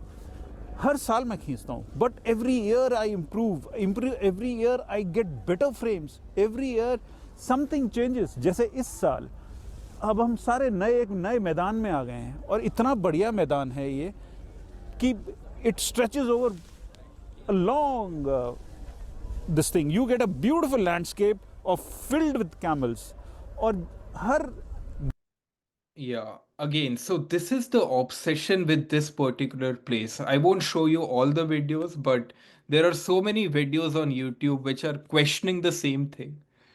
Is it Pushkar Mela or Photographers Mela? This person talks about how you can get portraits by paying 10 rupees to the subject. There are people whose livelihood is this, which I would show right now. There are so many photography workshops taking at this place. I mean, this is Pushkar Mela Camel Fair workshop. It's again done by an Indian photographer, by the way. You could see Saurabh on the right. And they talk about if you're interested in shooting Indian culture and portraits, this tour is for you. We will be going to the right places at the right time, right? So, the notion of knowing which places are the hotspots, what kind of images to take, these are all well informed. These are all things they have earlier decided by the images seen before. Right? He has knowledge of this place and he would take you, you would be in great company of fellow travelers. There are so many such workshops happening in which people pay so much money. I mean, this is a workshop which takes about 28,000 rupees from every workshop participant. It takes place over 4 days, and these people go and take the same old Orientalist images. Vibrant Pushkar, right? Here you can see they are talking about the original intention being a camel festival. It's now a place to go and take photos of people who have no power over their own self representation, who have no money, and who, for their survival, turn themselves into props for the photographer. This is the negative effect of the networked image culture, I think. This is one more photo tour. Right, I mean, have a look at this. Shooting people dressed in vibrant clothes. Local people and camel. The frame captures the culture, religious legacy, rustic and core natural beauty. Just have a look at the words being used, and we could do some armchair semiotic analysis. But just think of these things. This is another, oh, this is actually very expensive, like $200 to $3,200. A Rajasthan photo tour in which people go and take the same old Orientalist images.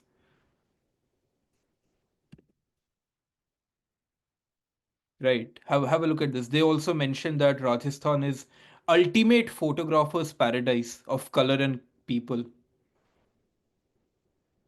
This is modern day Orientalism. And this is now being done by local people.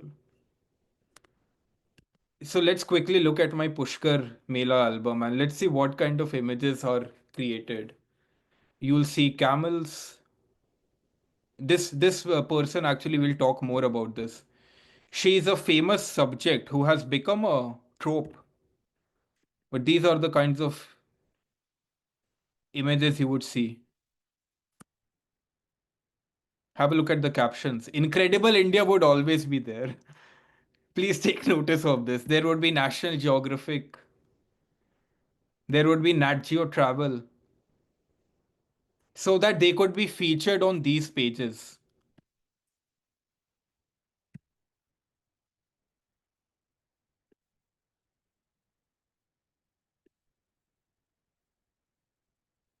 Just have a look at the caption.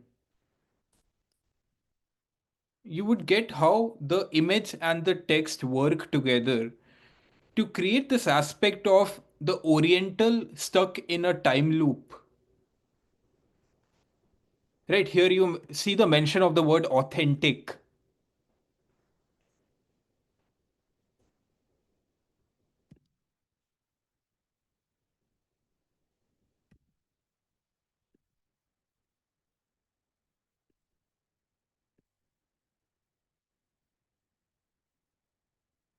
This is someone who's from a tribe called the Rabadi.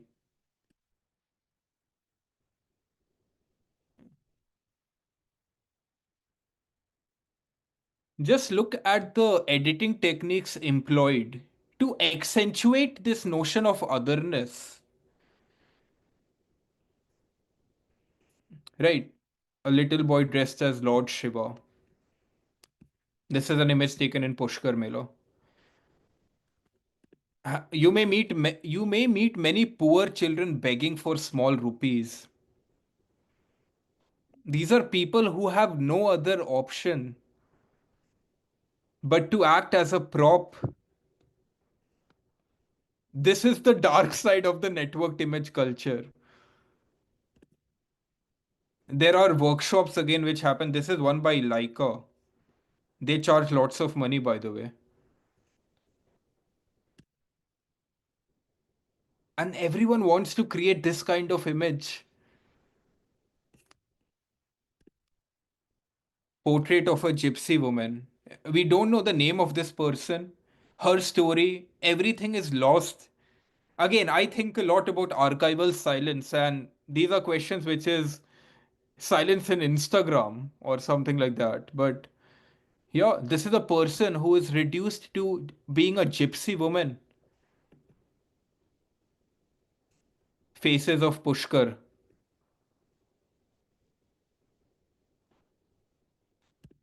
Right? These people, they have no other option but to beg for money and become a trope.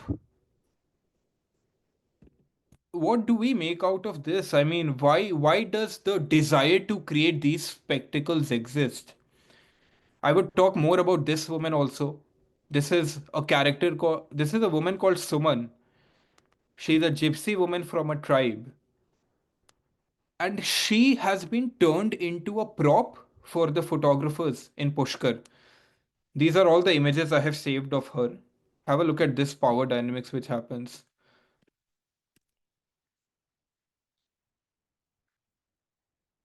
This, according to me, shows the same power dynamics which I was looking at in anthropological images. Right? A person who can afford to have a fancy camera going and taking the same old portraits of this woman who has no other option but to stand in front of your lens. A young woman in traditional Rajasthani attire. She's reduced to a type. Have a look at the hashtags. You would always see the hashtag of Incredible India.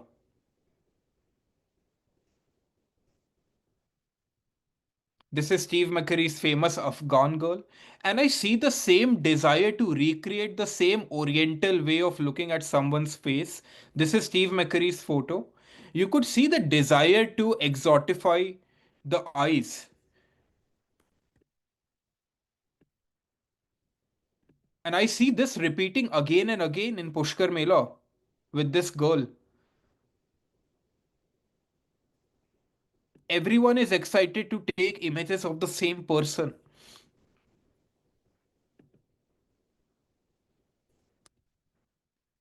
She's being called my canvas, my muse.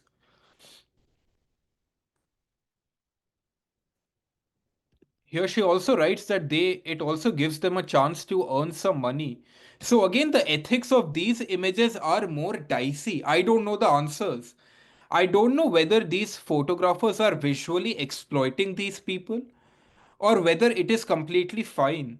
But I think a lot about questions of informed consent. Right, she's called a desert princess.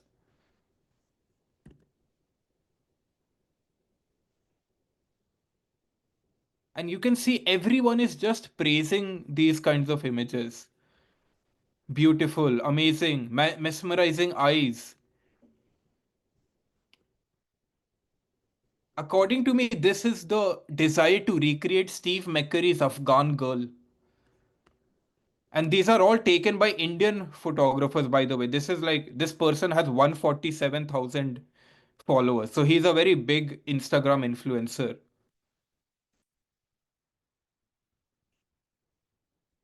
It's the same old image.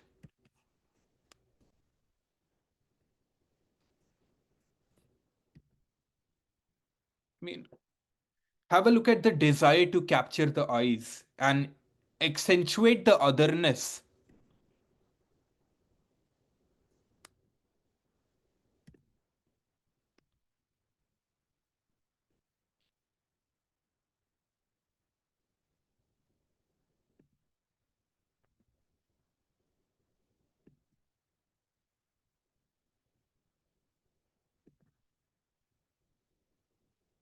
Can I quickly make a Fight Club reference if I may be bold enough to do so? But I couldn't sleep.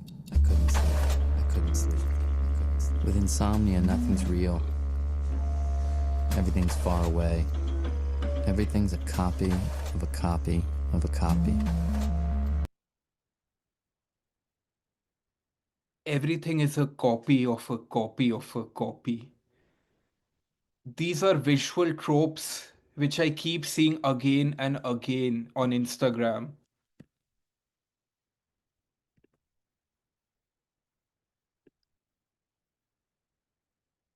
Everyone wants to take the same picture. And let me try to play one video which I think, let's hope it works. Yeah, let me show you one video of what it means to be a photographic prop. This is an interview of this person. And let's try to look The at Desert it. Princess. Is the voice okay? Model for the photographers in Pushkar. A gorgeous girl who belongs to the Kalbelia or Gypsy tribe of India. Mesmerizing green eyes, tan skin, the epitome of Indian beauty. A 15-year-old who has seen life in a way we can't even imagine. Here she is, instead of going to school, getting ready to face the lens of the many photographers at the Pushkar Camel Fair. She's been doing this ever since she was a child. A mother at 15, now Suman follows the footsteps of her mom, Sita, and so do her younger sisters, Sonu, Sajna, and Aarti. कि तुम्हारा photo लेंगे तो कोई 10 देंगे, कोई 15 देंगे, कोई 5 देंगे। चलिए, ये धंधा हम सीख गए। Have a look at this.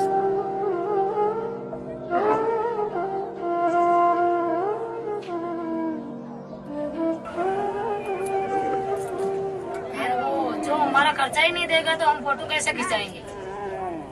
घर भग जाता है। फिर कोई आदमी आते हैं तो 10-20 रुपए दे दे। Scorching sun, hours facing the camera and posing, and then what? Half the time, she ends up chasing these photographers who haven't paid her for what was rightfully earned by her. Photo ऐसे खींच लिया आप delete कर दो। हो गया delete. अच्छा तो नहीं लगता है क्या करें? पेट के लिए तो करना ही पड़ेगा। फिर कौन खुलाएगा हमारे से? हम तो गरीब आदमी हैं। हमारा कोई दूसरी बिजनेस थोड़ी है जो हम काम करके खाते हैं कि भाई नौकरी वगैरह कुछ नहीं है हमारा तो खेती बाड़ी घर बार कुछ नहीं हमारा तो ये जुगिया है। Fashion photographers hire models and pay thousands. But why are these girls not considered as models that deserve the very small amount of money that they ask for? Why? Because they're homeless girls off the street? Suman lost her hand at the age of 3. While her beauty is captured by the photographers across the world, the reality is always hidden. Sometimes photographers forget they're human beings too. Is there any empathy that they can consider while making the so-called content? It doesn't have to be money always.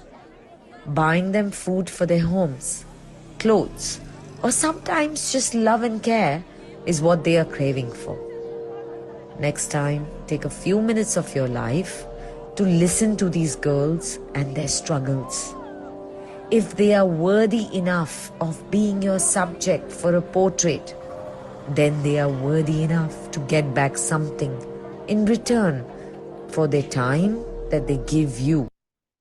And this is one very interesting comment which I saw, which I think is the question I would like to ask. This person is questioning whether just by making the video, the photographer is complicit in this visual exploitation. Like she's writing that, how are you not part of the problem? And I see countless local photographers and filmmakers on my travels in India. And I always ask them, how are you actively paying back to the people and communities? Can photography do anything apart from raising awareness? And I was a documentary photographer or photojournalist before, or was aspiring to be. And this is a question I grapple a lot with: the ethics of documentation. What does it mean to tell someone else's story? Who gives me the right? Just because I can afford $1,000 camera, who gives me the right to tell someone else's story? And these kinds of conversations happen on these Instagram pages, and this photographer replies that I also help Suman a lot. I give her rice grains and all those things. And these are debates which happen, and I have no answers to these questions. But yeah, she defends herself here. And yeah, just because you think you felt like our contribution is enough, spread happiness wherever you can, and all those things were being talked about in the comment section, and something which you all could think about. Is it right to reduce someone to a photographic trope if it sustains her livelihood? This is question one of my screen walk, or maybe not question one, uh, but yeah, is it okay for people to be photographic props if it helps them sustain their life? Let me quickly show my Pushkar collection. This is again a portrait of a tribal person called Rabadi. And this is a person who has been again reduced to a type. This is neo ethnography.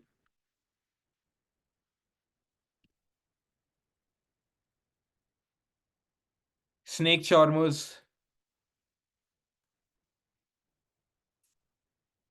A very unique Baba. Have a look at the caption. He speaks about his needs, food, and water. Only other conversation he denies. Such an interesting person. This is in Pushkar Mela. You see how dehumanizing this image is. Camels, Hindu deity, turbaned person, face.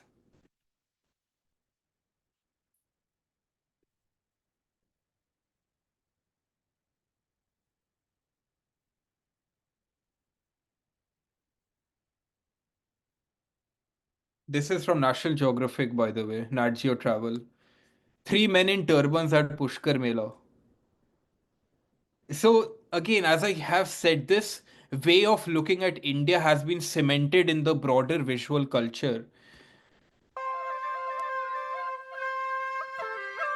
This is Pushkar photography tour, and look at the kinds of images these people make.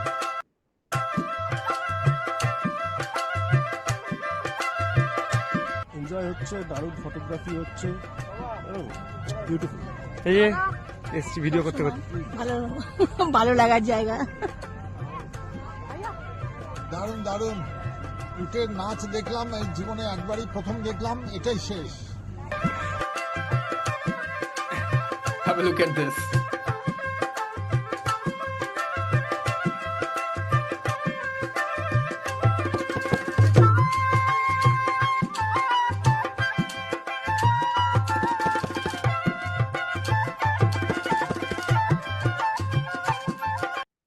this is what I mean by the repeat of the colonial gaze.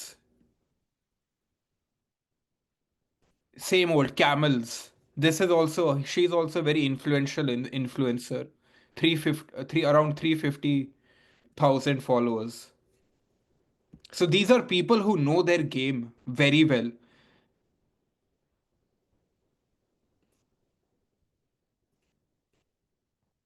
You can always have a look at the hashtags. It's Nat Geo Your Shot, Nat Geo Travel India, Magnum Photos. Because this is the gaze that is validated.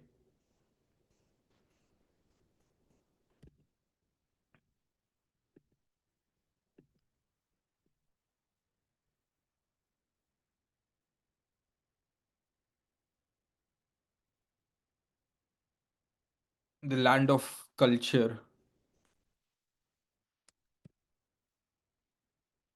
Right, have a look at this. This is also an influencer.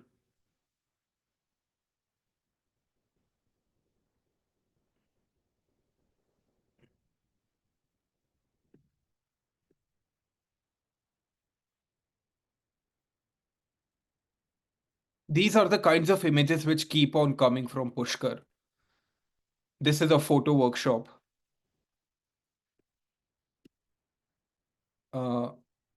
This is an image posted on Leica Store India's website.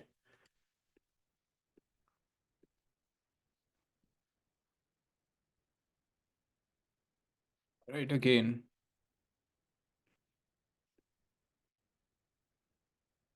I'll move on because I think I have taken lots of time. So, but yeah, I'm always reminded of Fight Club scene that everything is a copy of a copy in the networked image culture. This is one interesting video from Pushkar of foreign tourists and how they interact. And have a look at this one. In this, he asks them money for being photographed. No. No? No. Yeah, let me play this once more. 500 दूंगी. हाँ नहीं. No. No? No. काम ठीक है. 500 नहीं हाँ दादा मैं 2 ग्राम बॉडी हटा. अरे घणे लूट ले गया पुट वहां से दही नहीं. बैठो. हेलो नमस्ते राम राम. हाथ मिला ना हाथ हमको मिला. हाथ मिला. अरे दो को नहीं ए आधा दो को ने बाहर ए पूंछ रजी छोड़े पर जोड़ो ये तो 500 रुपए. She gave him the money. ठीक है हमें राजी हो. हां राजी हम लोग बैठो जरा.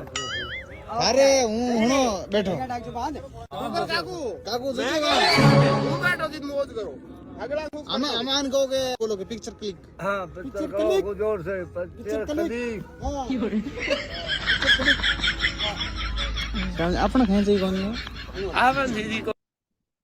And this to me seemed so fascinating. Let me show you one more. And there are so many such videos of photographers going. Have a look at this.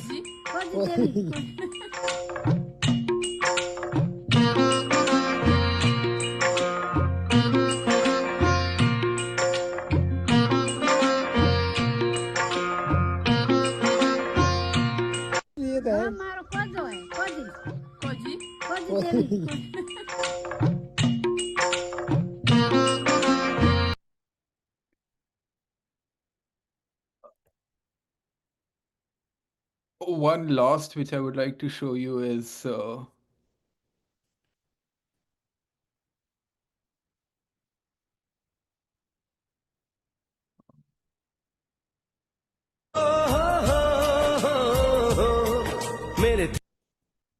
sorry.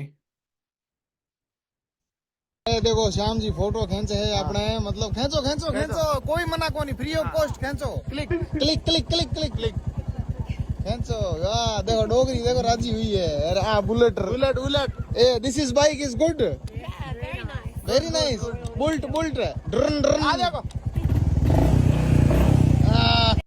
So this is self-orientalism which is happening at these places. And this is another blog which I found of a famous Instagram influencer. And these are the images of India which he has. It's again the same old Rajasthani turban image of some Hindu festival, image of a Baba in Varanasi, images of weird Hindu rituals.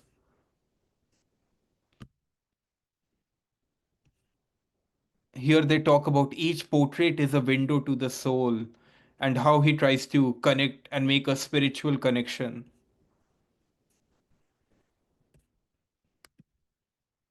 And I think this is a very insidious problem. We have learned the Steve McCurry gaze and we keep on repeating it. And let me now move into my last browser window. Again, I'm sorry I've taken lots of time, but yeah, I these questions make me stay awake all night, and this was my opportunity to get this all out of my system. So sorry about that. The last city which I would like to talk about is a city called Varanasi. It's a city in Uttar Pradesh in northern India. And this is a place which has fascinated colonial photographers since the British rule. And Samuel Bourne is a very famous English photographer who has documented this place. I'll show you the image which I found on Getty Museum's archive. This is a city which is always shown as the oldest Hindu city in existence. It's always shown from an Oriental lens.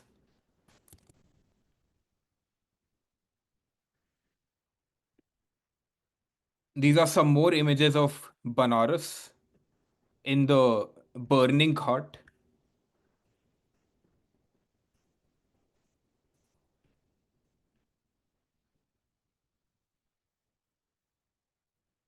Some images by Felice Beato, taken in the 1800s. This city had always fascinated British colonial photographers.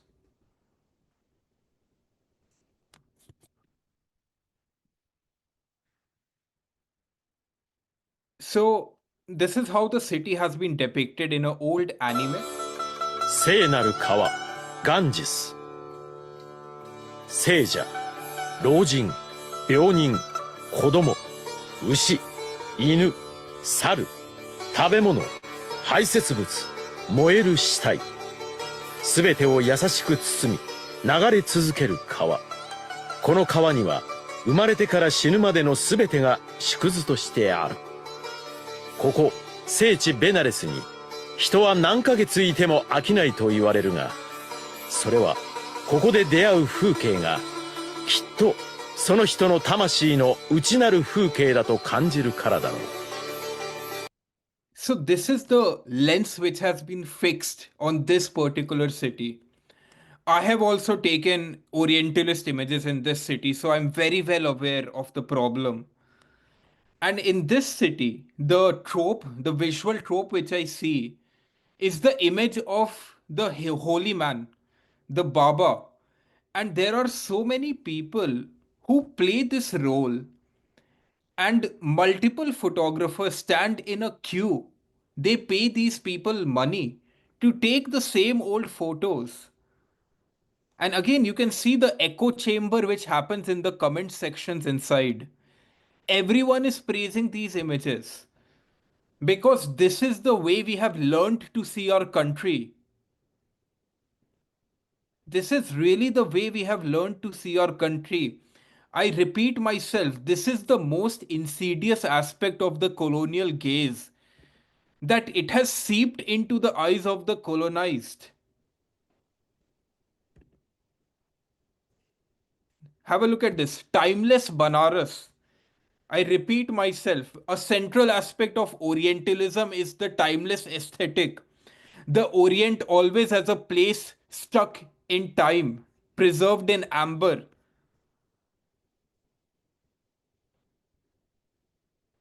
Have a look at the captions and how it's describing these places. This is by an Indian influencer, by the way. 800,000 followers. These are people who know their game. Lev Manovich would be proud of these people. They know the idea of Instagramism. Everyone reiterates this view. No one is critiquing them.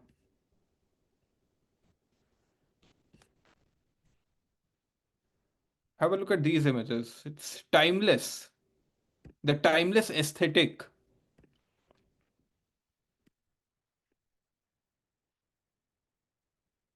Again, you can see this prop portrait of a sadhu. Here again, you can see Varanasi is the most Hindu city, most holy Hindu city.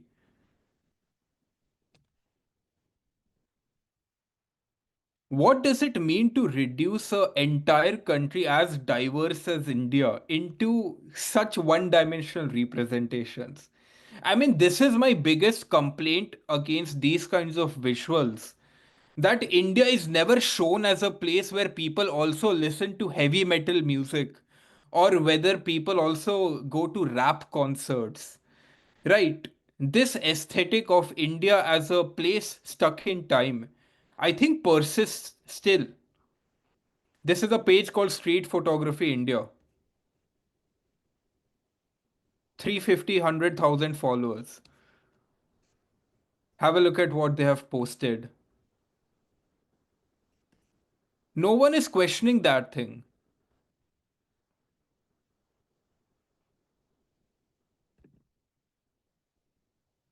Indian Street Photography is the name of the page.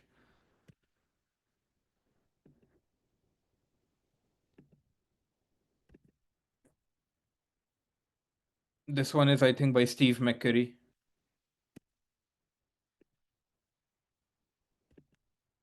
Steve McCurry again.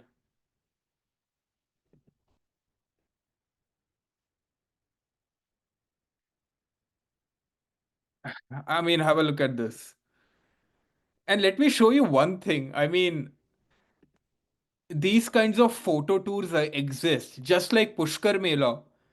For example, this is a photo tour called the Holy Men of Varanasi, and in which they take people to take images such as these, photographing artistic portraits of sadhus, exploring Aghori sadhus, exploring the ghats.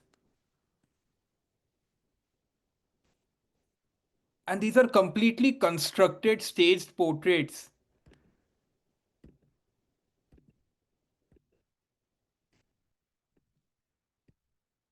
Everything is a copy of a copy of a copy. There are again photo tours in Varanasi in which you can see.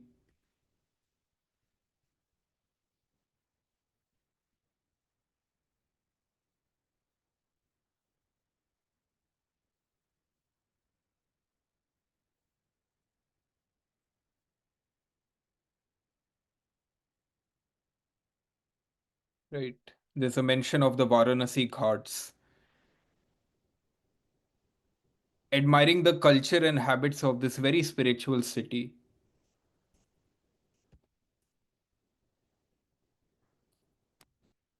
Airbnb also has such tours. Exotic sunrise tour with boat. Again, Varanasi.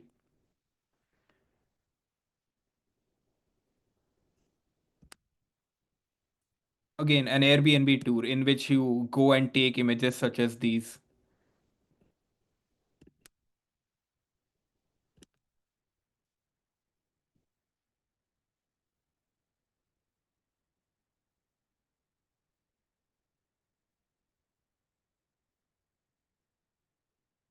So I see this a lot, and I personally feel it's a problem, and we need to introspect on this.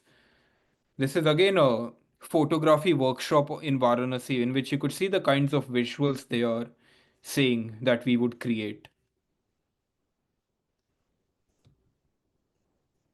They take about 4 to 8 guests. Everyone would pay money.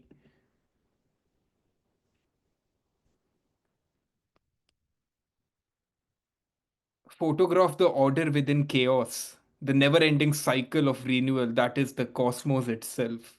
Just see how these places are marketed. Again, it's a place like no other.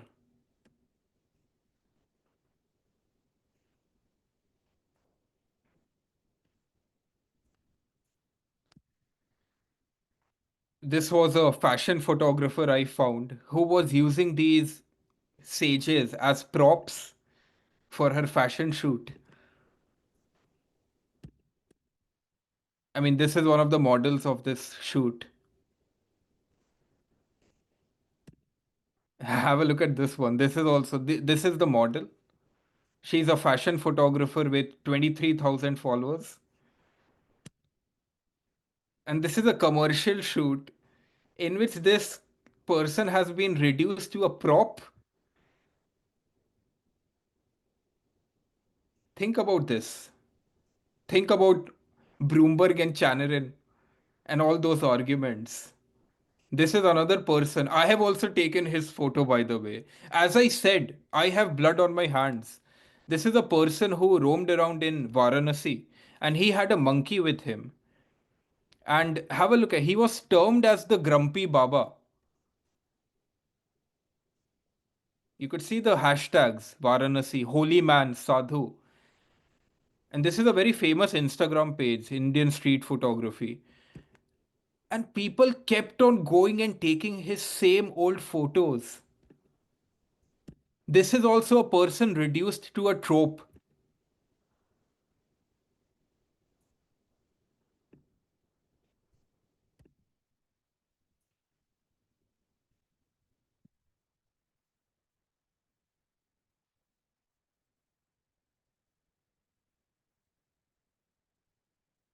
Have a look at this.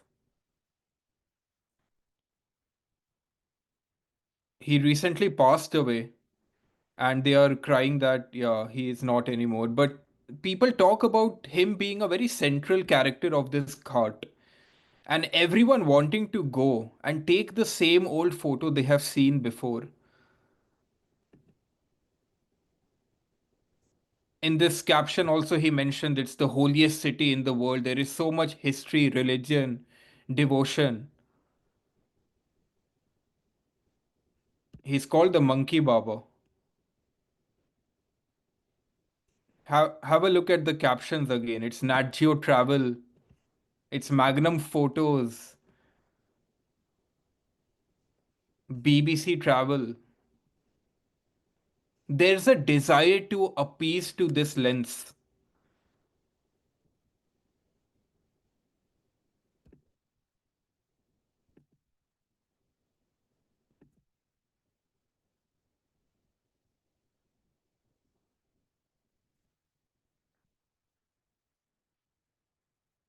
Someone created a Netflix style poster for him.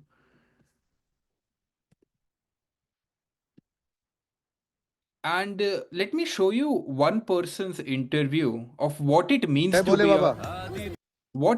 to be a photographic prop. And what I think is the most insidious aspect of all this thing going around. This is a person who was taken off from his school because he had to support his family. And he became a photographic prop. Have a look at what he says. क्या नाम है आपका? मेरा नाम शिवा है। कितने साल के हैं आप? 15 कब से भोले बाबा बन रहे हो? 5 साल तो छोटे से बड़े भोले बाबा बन गए। हम 25 साल तक बनेंगे, उसके बाद अपना दुकान खोलेंगे। घर में कौन कौन है? मैं माँ है, छोटा भाई है, इन दोनों को पढ़ाता हूँ मैं। तुम्हारा फोटो तो बहुत लोग लेते हैं यहाँ पे। पैसा देते हैं सब? कोई 20, कोई 50, कोई 100। बहुत कम उम्र में तुम कमाई शुरू कर दिए। क्या करें, मजबूरी है ना, पिताजी गुजर गए ना। बुरा लगा शुरू कर दिया। स्कूल में जाते हो? स्कूल में जाने से पढ़ाई छूट गई है, 5 छोड़े हैं। नमो नमो जी शंकरा, भोलेनाथ शंकरा, जय त्रिलोकनाथ शंभु हे Shiva. This is a person who has to be a photographic prop to support his family. Have a look at this one too.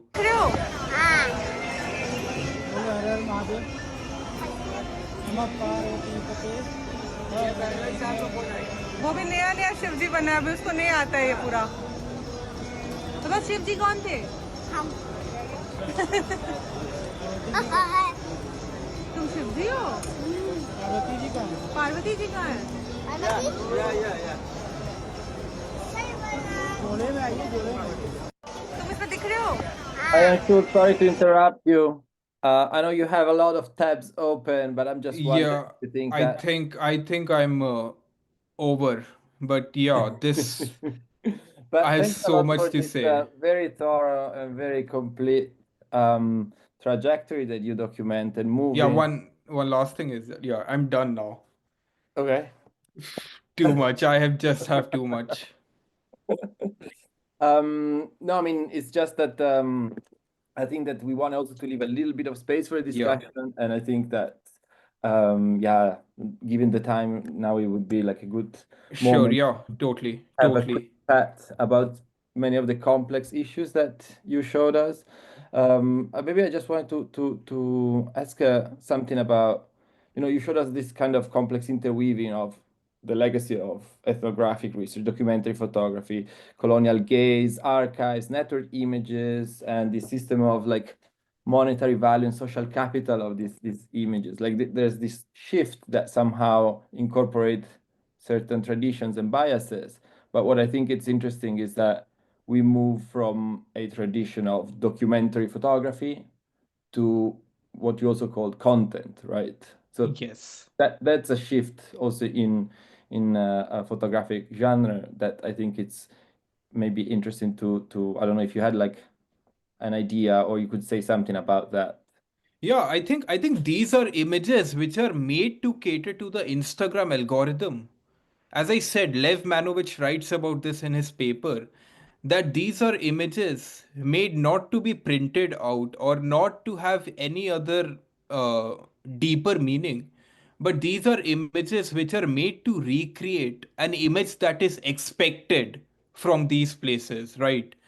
I mean, and these are people who talk with themselves and they have groups in which they go to certain places to recreate images for algorithms.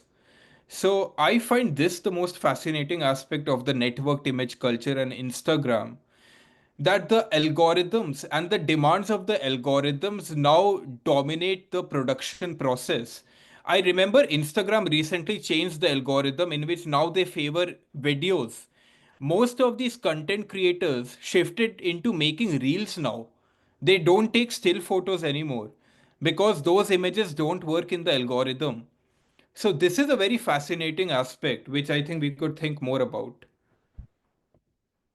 Thank you. Okay, thank you so much, Anshul. Also from my side, I think that we've. I was going through the chat and reading some of the questions and comments, but some of the people who posted them left already, and there are some of the questions that you have already replied also through your screen work that has been quite generous, and you've been like sharing a lot of references and also examples of the work you've done.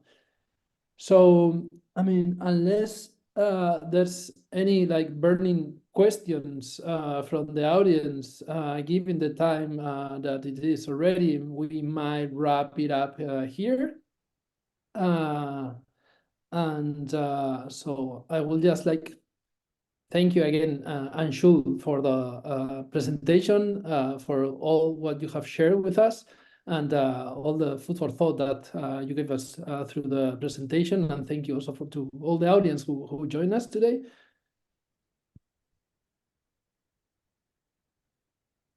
Yeah, thank you so much for listening to me blabber. I had too much again, and thank you for this opportunity. It means a lot. I have learned so much from Screenwalks, and yeah, it's an absolute honor. Thank you. And we will be back in 2 weeks with the last screen walk of 2024. If you want to join us with Lauren Miller looking at Instagram face filters. So feel free to join us in 2 weeks. Yes, and thank you also from my side to you, Anshul, and to everybody who joined, and hope to see you all in 2 weeks and looking at a celebration of Instagram face filter before they are discontinued in January 2025. So a moment also to look back at this other form of network images and augmented reality and its implication on photographic transformations. Thank you. Goodbye.